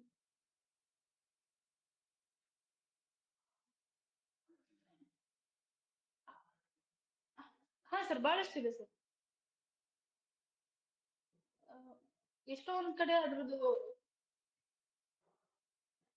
ಎಷ್ಟೋ ಒಂದ್ ಕಡೆ ಅದನ್ನ ಒಂದು ಏನೋ ಕ್ಯಾಂಪ್ ತರ ಕಂಡಕ್ಟ್ ಮಾಡ್ಬಿಟ್ಟು ಈ ಕಡೆ ಈ ಕಡೆ north north India India side side ಅಲ್ಲೆಲ್ಲ ಅಲ್ಲೆಲ್ಲ ಅದು ಅದು ಒಂದು ಒಂದು ಗರ್ಭ ಗರ್ಭ ಸಂಸ್ಕಾರ ಸಂಸ್ಕಾರ ಕ್ಯಾಂಪ್ ಕ್ಯಾಂಪ್ ಅಂತಾನೆ ಅಂತಾನೆ ಕನ್ಸಿಡರ್ ಕನ್ಸಿಡರ್ ಮಾಡಿ ಮಾಡಿ female female pre pre conception conception ಇಂದ ಇಂದ ಅವ್ರು ಅವ್ರು ಡೆಲಿವರಿ ಡೆಲಿವರಿ ಆಗೋವರೆಗೂ ಆಗೋವರೆಗೂ ಅದನ್ನ ಅದನ್ನ ಹ್ಯಾಂಡಲ್ ಹ್ಯಾಂಡಲ್ ಮಾಡಿದ್ದು ಮಾಡಿದ್ದು ಇದೆ ಇದೆ ಸರ್. ಸರ್ ಇವಾಗ. ಓಕೆ, ಅಲ್ಲ ಅವ್ರಿಗೆ ಹುಟ್ಟಿರುವಂಥ ಮಕ್ಕಳ ಬಗ್ಗೆ ಏನಾದ್ರು ಡೀಟೇಲ್ಸು ಅದೆಲ್ಲ ರೆಕಾರ್ಡ್ ಮಾಡಿದಾರಾ? ಅದು ಅದು ಅಂದ್ರೆ ಅಂದ್ರೆ ಕಲೆಕ್ಟ್ ಕಲೆಕ್ಟ್ ಮಾಡಿಲ್ಲ ಸರ್, ಮಾಡಿಲ್ಲ but sir, but attend attend ಆಗಿ ಆಗಿ ನೋಡಿದ್ದು ನೋಡಿದ್ದು ಉಂಟು ಉಂಟು ನಾನು. ನಾನು. ಅದ್ರ ಅದ್ರ ಮತ್ತೆ ಕೆಲವು ನನ್ ನನ್ನ ಸೀನಿಯರ್ಸ್ ಸೀನಿಯರ್ಸ್ ಆಗ್ಲಿ ಆಗಲಿ ನಾವಾಗ್ಲಿ ನಾವಾಗ್ಲಿ ಒಂದಿಷ್ಟು ಒಂದಿಷ್ಟು ಈಗ ಈಗ ಐ ಐ ಥಿಂಕ್ ಥಿಂಕ್ ನಾನು ನನ್ನ ಪ್ರಾಕ್ಟೀಸಸ್ ಪ್ರಾಕ್ಟೀಸಸ್ ಅಲ್ಲಿ ಅಲ್ಲಿ ನಾನು ನಾನು ಒಂದ್ ಒಂದು 2-3 ಕೇಸ್ 2-3 ಕೇಸ್ ನಾನು ನಾನು I I think think the the patient patient was was around around she was she was around around 34. 34. ಅವರ ಅವರ husband husband he was he was around around 38 38 age. Age. So so ಅವರು ಅವರು ನನ್ನ ಹತ್ರ ನನ್ನ ಹತ್ರ ಬಂದ್ಬಿಟ್ಟು ಬಂದ್ಬಿಟ್ಟು ನಾನು ನಾನು ಇಲ್ಲ ಇಲ್ಲ ಹಿಂಗೆ ಹಿಂಗೆ ಪ್ರೆಗ್ನೆಂಟ್ ಪ್ರೆಗ್ನೆಂಟ್ ಆಗ್ಬೇಕು, ಆಗ್ಬೇಕು, ಮಗು ಮಗು ಒಂದ್ ಒಂದು ಹೆಲ್ತಿ ಹೆಲ್ತಿ ಮಗು ಮಗು ಬೇಕು, ಬೇಕು. ಬಿಕಾಸ್ ಬಿಕಾಸ್ ಅವರು they are elderly elderly pregnancy ಅಂತ ಪ್ರೆಗ್ನೆನ್ಸಿ ಅಂತ ಕರೀತಾರೆ. 30 30 ಮೇಲೆ ಏನ್ ಮೇಲೆ ಏನ್ ಬರ್ತಾರಲ್ವಾ ಬರ್ತಾರಲ್ವಾ husband and husband wife, and wife, ಅವ್ರಿಗೆ ನಾವು ಅವ್ರಿಗೆ ನಾವು ಎಲ್ಡರ್ಲಿ ಎಲ್ಡರ್ಲಿ ಪ್ರೆಗ್ನೆನ್ಸಿ ಪ್ರೆಗ್ನೆನ್ಸಿ ಅಂತ ಅಂತ ಕರಿತೀವಿ. ಕರಿತೀವಿ. ಪ್ಲಸ್ ಪ್ಲಸ್ ಮತ್ತೆ ಮತ್ತೆ ಅವ್ರು ಅವ್ರು ಏನು ಪ್ರೈಮಿ ಪ್ರೈಮಿ ಅಂದ್ರೆ ಅಂದ್ರೆ ಫಸ್ಟ್ ಫಸ್ಟ್ ಪ್ರೆಗ್ನೆನ್ಸಿ, ಪ್ರೆಗ್ನೆನ್ಸಿ, ಅವ್ರಿಗೆ ಅವ್ರು ಇಲ್ಲಿವರೆಗೂ ಇಲ್ಲಿವರೆಗೂ ಯಾವುದೇ ಯಾವುದೇ ಮಗು ಇಲ್ಲ ಮಗು ಇಲ್ಲ ಅವ್ರಿಗೆ. ಅವ್ರಿಗೆ. ಸೊ ಸೊ ಅಂತದ್ರಲ್ಲಿ ಅಂಥದ್ರಲ್ಲಿ chances of chances of conceiving conceiving ಬಹಳ ಬಹಳ ಕಮ್ಮಿ. ಕಮ್ಮಿ. ಸೊ ಸೊ ಅವ್ರಿಗೆ ಅವ್ರಿಗೆ ನಾವು ನಾವು ಗರ್ಭ ಗರ್ಭ ಸಂಸ್ಕಾರ ಸಂಸ್ಕಾರ ಪದ್ಧತಿನ ಪದ್ಧತಿನ ಫಾಲೋ ಫಾಲೋ ಮಾಡಿಸಿದ್ವಿ. ಮಾಡ್ತಿದ್ವಿ. ಅಂದ್ರೆ ಅಂದ್ರೆ ಪ್ರಾಪರ್ ಪ್ರಾಪರ್ ಒಂದು ಒಂದು ಶೋಧನ ಶೋಧನೆ ಕೊಟ್ಬಿಟ್ಟು ಕೊಟ್ಬಿಟ್ಟು ಅದಾದ್ಮೇಲೆ ಅದಾದ್ಮೇಲೆ ನಾನು ನಾನು ಅವರ ಅವರ ಓವ್ಯುಲೇಷನ್ ಓವ್ಯುಲೇಷನ್ ಪೀರಿಯಡ್ ನ ಪೀರಿಯಡ್ ನ ಚೆಕ್ ಚೆಕ್ ಮಾಡಿ ಮಾಡಿ ನಾನು ನಾನು ಅವ್ರಿಗೆ ಆ ಅವ್ರಿಗೆ ಆ ಓವ್ಯುಲೇಷನ್ ಓವ್ಯುಲೇಷನ್ ಪೀರಿಯಡ್ ಅಲ್ಲಿ ಪೀರಿಯಡ್ ಅಲ್ಲಿ ಇಂಟರ್ಕೋರ್ಸ್ ಇಂಟರ್ಕೋರ್ಸ್ ಹೇಳಿ ಹೇಳಿ ಇಂಟರ್ಕೋರ್ಸ್ ಇಂಟರ್ಕೋರ್ಸ್ ಆದ್ಮೇಲೆ ಆದ್ಮೇಲೆ ಒಂದಿಷ್ಟು ಒಂದಿಷ್ಟು ಆಹಾರ ಆಹಾರ ಪದ್ಧತಿ, ಪದ್ಧತಿ, ಯೋಗ ಯೋಗ ಆ ಆ ಥರದ್ದು ಥರದ್ದು ಹೇಳಿದ್ರು ಅವ್ರು ಅವ್ರು ಮಾಡಿದ್ದಾರೆ. ಮಾಡಿದ್ದಾರೆ. I I think think baby baby is is around around 1.5 1.5 years sir years ಇವಾಗ ಸರ್ ಅದು. ಇವಾಗ ಅದು. ಓಕೆ. ಅದು ಅದು ಒಂದು ಒಂದು ಇದೆ. ಇಲ್ಲಿ ಇಲ್ಲಿ ಹೊಸಪೇಟೆ ಹೊಸಪೇಟೆ ನಮ್ಮ ನಮ್ಮ ಪುಣ್ಯಕೋಟಿನಲ್ಲಿ ನಾವು ಪುಣ್ಯಕೋಟಿನಲ್ಲಿ ನಾವು ಮಾಡಿದ್ದು ಮಾಡಿದ್ದು 1.5 ವರ್ಷದ ವರ್ಷದ ಹಿಂದೆ. ಹಿಂದೆ. ನಿಮಗೆ ಅಲ್ಲ ಪುಣ್ಯಕೋಟಿನಲ್ಲಿ ಈ ಥರದ ಕೇಸಸ್ ನಿಮಗೆ ಸಿಗ್ಬೋದು.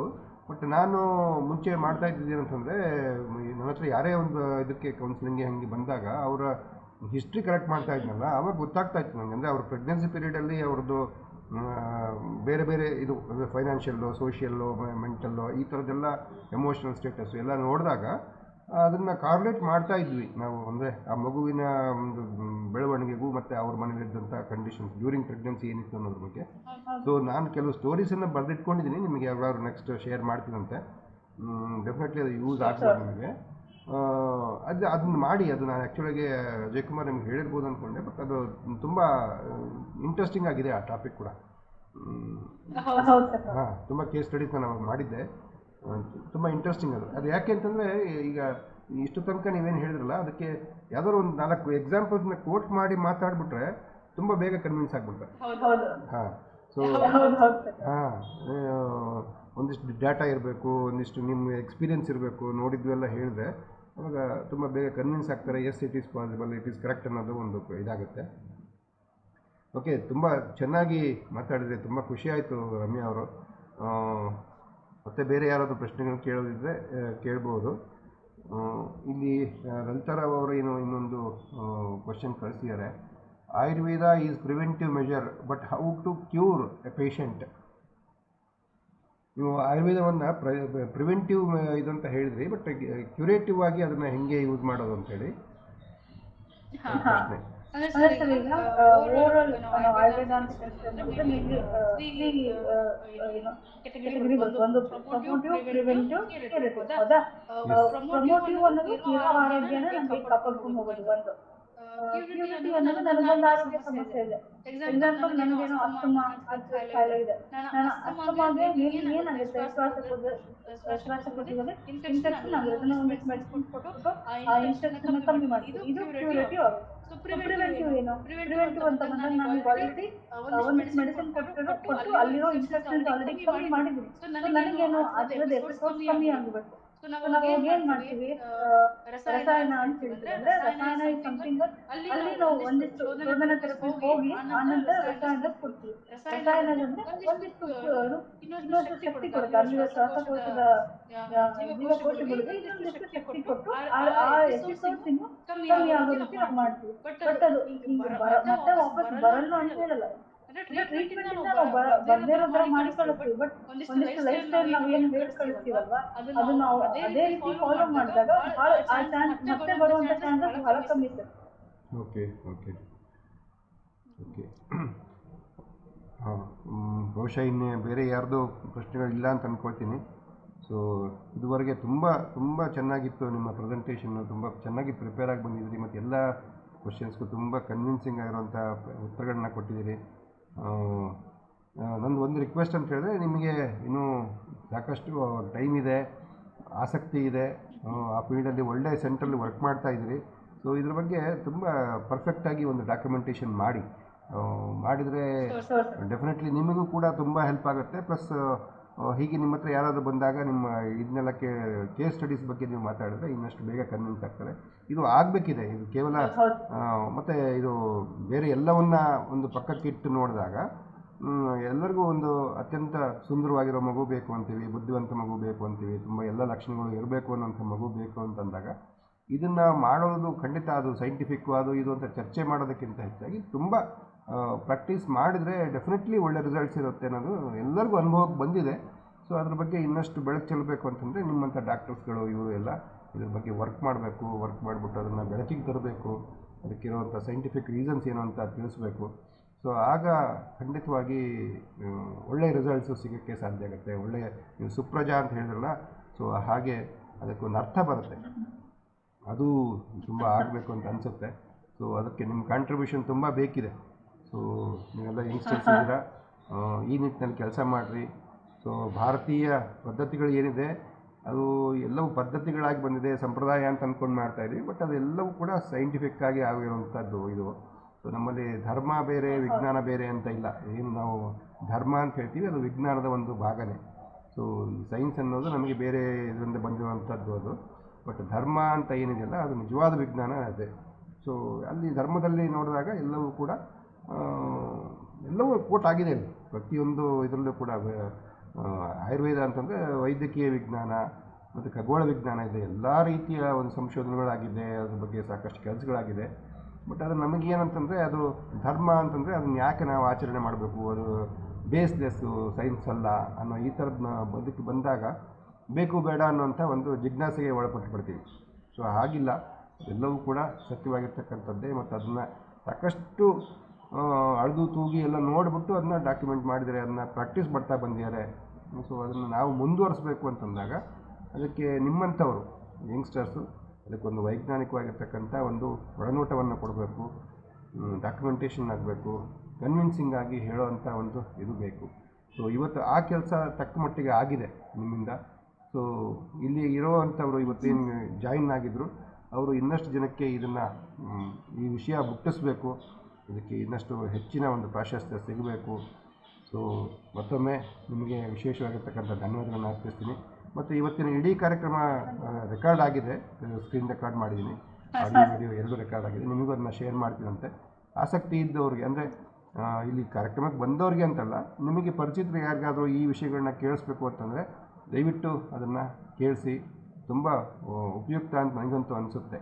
ಒಂದು ಪ್ರಯತ್ನ, ಒಳ್ಳೆ ಮಗುವನ್ನು ಪಡೆಯೋದಕ್ಕೆ ಒಂದು ಮಾರ್ಗ ಅಂತ ಅಂದ್ಕೊಂಡಾಗ ತುಂಬ ಇದು ಬೆಲೆ ಬಾಳ್ತಕ್ಕಂಥ ವಿಷಯಗಳು. ಸೊ ಎಲ್ಲರಿಗೂ ಈ ಮಾಹಿತಿ ತಲುಪಲಿ ಅಂತ ಒಂದು ಆಶಯದೊಂದಿಗೆ ಇವತ್ತಿನ ಕಾರ್ಯಕ್ರಮವನ್ನು ಮುಗಿಸೋಣಂತೆ. ಎಲ್ಲರಿಗೂ ನಮಸ್ಕಾರ ಮತ್ತು ಶುಭರಾತ್ರಿ. Thanks doctor Ramya. Okay, thank you madam, ತುಂಬಾ ಚೆನ್ನಾಗಿತ್ತು. ಜಗನ್ನಾಥ್ ಸರ್, ಸರ್ ಏನು ಮಾತಾಡಲೇ ಇಲ್ಲ ನೀವು? ಇಲ್ಲ ಬೇರೆಯವರೆಲ್ಲ ಮಾತಾಡಿದ್ರು, ಕೇಳಿಸ್ಕೊಂಡೆ, ತುಂಬಾ ಚೆನ್ನಾಗಿತ್ತು, ಸ್ವಾರಸ್ಯವಾಗಿತ್ತು. ನೀವು ಹೇಳ್ದಂಗೆ ಅದು ಡಾಕ್ಯುಮೆಂಟ್ ಆಗಬೇಕು. ಎಸ್ ಸರ್, ಎಸ್ ಸರ್, ಹೌದು. ಇಲ್ಲ ಮಾಡ್ತಾರೆ ಸರ್, ತುಂಬ ಅವರ ಇನ್ಸ್ಟಿಟ್ಯೂಟ್ ಏನಿದೆಯಲ್ಲ ಪುಣ್ಯಕೋಟಿ ಆಯುರ್ಧಾಮ, ಅದಕ್ಕೆ ತುಂಬ ಇಂಪಾರ್ಟೆನ್ಸ್ ಕೊಡುತ್ತೆ. ತುಂಬ ಅಲ್ಲಿರೋ ಟೀಮ್ ತುಂಬ ಡೆಡಿಕೇಟೆಡ್ ಟೀಮ್ ಇದೆ. ಮತ್ತು ಅಲ್ಲಿ ಇದು ಬೇಕು ಅದು ಬೇಡ ಅನ್ನೋಂಥ ಇದಿಲ್ಲ, ಆ ಮನಸ್ಥಿತಿಯಲ್ಲಿ ಯಾರೂ ಇಲ್ಲ. ಎಲ್ಲವನ್ನು ಯಾವುದು ಒಳ್ಳೇದಂತ ಹೇಳ್ತಾರೆ ಅದೆಲ್ಲವನ್ನು ಅಕ್ಸೆಪ್ಟ್ ಮಾಡೋವಂಥ ಒಂದು ವಿಶಾಲ ಮನಸ್ಥಿತಿಯಲ್ಲಿರ್ತಕ್ಕಂಥ ಡಾಕ್ಟರ್ಸ್ಗಳು, ಎಲ್ಲ ಸ್ಟಾಫು ಹಾಗೇ ಇದ್ದಾರೆ. ತುಂಬ ಚೆನ್ನಾಗಿ ನಡೀತಾ ಇದೆ ಸರ್, ತುಂಬ ಒಳ್ಳೆ ಸೆಂಟರು. ಈಗ ಅವ್ರು ಹೇಳ್ತಾ ಇದ್ರು, ಅವರು ನೇಚರ್ ಕ್ಯೂರು ಮತ್ತು ಮಂತ್ರಗಳ ಬಗ್ಗೆ, ಹೋಮಾಥೆರಪಿ ಎಲ್ಲವನ್ನೂ ಅವರು ಪ್ರಾಕ್ಟೀಸ್ ಮಾಡ್ತಾಯಿದ್ದಾರೆ ಹಾಸ್ಪಿಟ್ಲಲ್ಲಿ. ಸೊ ಈ ಥರ ಸೆಂಟರ್ಸ್ಗಳು ಜಾಸ್ತಿ ಆಗಬೇಕು ಮತ್ತು ಅದು ಪಕ್ಕ ಡಾಕ್ಯುಮೆಂಟೇಷನ್ ಆಗಬೇಕು. ಲಾಸ್ಟ್ ಟೈಮ್ ವಿಜಯ್ ಕುಮಾರ್ ಮಾತಾಡ್ಬೇಕಾದ್ರೆ ಹೇಳಿದ್ರು, ನಾಡಿ ತರಂಗಿಣಿ ಇಡೀ ಕರ್ನಾಟಕಕ್ಕೆ ಎರಡೇ ಕಡೆ ಇರೋದು ಅಂತೇಳಿ. ಒಂದು ಬೆಂಗಳೂರಿನಲ್ಲಿ ಒಂದು ಕಡೆಗಿದೆ, ಬಿಟ್ಟರೆ ಹಾಸ್ಪಿಟಲೇ ಇರೋದು ಅಂತೇಳಿ. ಹಾಗೆ ಆ ಥರದ್ದು ಅದು ತುಂಬ ಖುಷಿಯಾಗುವಂಥ ವಿಷಯ. ಸೊ ಈ ಥರದ್ದು ತುಂಬ ಕಡೆಗೆ ಇನ್ನೂ ಪ್ರಚಲಿತಕ್ಕೆ ಬರಬೇಕು, ಅದು ಇಂಪಾರ್ಟೆನ್ಸ್ ಗೊತ್ತಾಗಬೇಕು. ಬಟ್ ಅಲೋಪತಿಕ್ ಇದಕ್ಕೆ ಕಂಪೇರ್ ಮಾಡಿದ್ರೆ ಇವ್ರದ್ದು ಇನ್ನೂ ಸ್ವಲ್ಪ ಸ್ಲೋ ಇದೆ ಅನಿಸುತ್ತೆ. ಬಟ್ ಈಗೀಗ ನಮಗೆ ಆಯುರ್ವೇದಕ್ಕಲ್ಲೂ ಕೂಡ ನಂಬಿಕೆ ಬರ್ತಾ ಇದೆ, ಅದಕ್ಕೆ ಬೆಳೆಯೋದಕ್ಕೆ ಅಲ್ಲೂ ಕೂಡ ಸಾಕಷ್ಟು ಹೊಸ ಹೊಸ ಆವಿಷ್ಕಾರಗಳು ನಡೀತಾ ಇದೆ, ಹೊಸ ಹೊಸ ಟೂಲ್ಸ್ ಬರ್ತಾ ಇದೆ. ಸೊ ಅದೆಲ್ಲವೂ ಕೂಡ ಜನರಿಗೆ ಪರಿಚಯ ಆಗಬೇಕು, ಅದು ಬಳಕೆಗೆ ಬರಬೇಕು. ಖಂಡಿತವಾಗಿ ಮುಂದಿನ ದಿನಗಳು ತುಂಬ ಚೆನ್ನಾಗಿರುತ್ತೆ ಅಂತ ಅಂದ್ಕೊಳ್ತೀವಿ. ಬಹಳ ಸಂತೋಷ madam. Thank you sir. Okay, ಖಂಡಿತ ಇಲ್ಲ, ಅದು ಆಗಬೇಕು ಅದು. ಆಮೇಲೆ ಇದು ನೆಕ್ಸ್ಟ್ ನಾನು ವಿಜಯ್ ಕುಮಾರ್ ಅವ್ರಿಗೆ ಹೇಳ್ತಾ ಇದ್ದೆ, ನಿಮ್ಮ ಇದು ಕಿರ್ಲಿಯನ್ ಫೋಟೋಗ್ರಾಫಿಕ್ ಇದಿದೆ ಮೇಡಮ್, ಬಯೋವೆಲ್ ಇದ್ರ ಬಗ್ಗೆ ಒಂದು ಸೆಷನ್ ಮಾಡೋಣಂತೆ.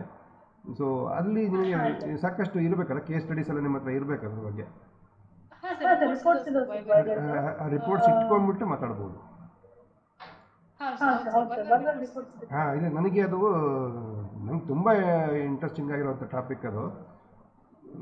ಸೊ ನನ್ನ ಇನ್ನೊಂದು ಬಹಳ ಇಂಟ್ರೆಸ್ಟಿಂಗ್ ಅಂತ ಹೇಳಿದ್ರೆ ಪ್ರಕೃತಿ ಅನ್ನೋದು ಒಂದು ಕಾನ್ಸೆಪ್ಟ್ ಇದೆ. ಮೊನ್ನೆ ವಿಜಯ್ ಲಾಸ್ಟ್ ಟೈಮ್ ಮಾಡಿದಾಗ ನಾಡಿತರಂಗಿಣಿ ಅಂತ ಡಿಸ್ಕಸ್ ಮಾಡಿದಾಗ ಅದರಲ್ಲಿ ಪ್ರಕೃತಿ ಮತ್ತು ಪ್ರಕೃತಿ ಅನ್ನೋ ಒಂದು ಕಾನ್ಸೆಪ್ಟ್ ಹೇಳಿದ್ದಾರೆ.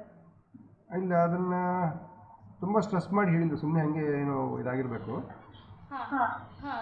ಪ್ರಕೃತಿ ಅನ್ನೋದು ಏನಾಗುತ್ತೆ ಅಂದ್ರೆ ಅಲ್ಲಿಂದ ಒಂದು ಅದು ಬಹಳಷ್ಟು ಮೇಜರ್ ಇದಾಗುತ್ತೆ. ಅದನ್ನ ನಾನು ಹೇಳ್ತೀನಿ ಡೀಟೇಲ್ಸ್ ಹೋಗ್ತಿದ್ದೀನಿ. Okay please. ಇಲ್ಲ ನನಗೆ ಅಂದ್ರೆ ಒಂದಿಷ್ಟು ಏನಂದ್ರೆ ಮೇಜರ್ ನಮ್ಗೆ ಏನೋ ಒಂದು ಚಿಕ್ಕ ಕಾಯಿಲೆ ಬರುತ್ತೆ, ಅದು ಒಂದು ಕಾರಣ ಆಗುತ್ತೆ. ಪ್ರಕೃತಿ ಊಟದಲ್ಲೇ ಬರುವಂತ ಲಕ್ಷಣಗಳು ಕೊನೆವರೆಗೂ ಅದು ಬದಲಾವಣೆ ಆಗಲ್ಲ. ಅದರಿಂದಲೇ ನಮ್ಗೆ ಕಾಯಿಲೆ ಬರೋದು. ಅದರಿಂದಲೇ ನಾವು ಹೇಗೆ ನಮ್ಮ ಆಹಾರ ಪದ್ಧತಿ ಬದಲಾವಣೆ ಮಾಡ್ಕೋಬೇಕು ಅನ್ನೋದು ಒಂದು ಐಡಿಯಾ ಬರುತ್ತೆ. ಒಂದು ಕ್ವಾಲಿಟಿ ಆಫ್ ಲೈಫ್ ನ ಹ್ಯಾಂಡಲ್ ಮಾಡೋದು ಹೇಗೆ ಅನ್ನೋದು ಅದರಿಂದನೇ ಗೊತ್ತಾಗುತ್ತೆ. ಅಲೋಪತಿ ಈಗ ನಮ್ಗೆ ಜ್ವರ ಅಂತ ಹೇಳಿದ್ರೆ ಪ್ಯಾರಾಸಿಟಮಾಲ್ ಕೊಡ್ತೀವಿ.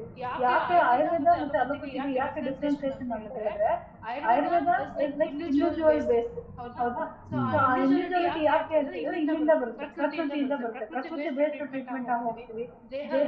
ದೇಹ ಗುಣಲಕ್ಷಣಗಳಿಂದ ಟ್ರೀಟ್ಮೆಂಟ್ ಹೋಗ್ತೀವಿ. ಎಲ್ಲದೂ ಪ್ರಕೃತಿ ಬರುತ್ತೆ.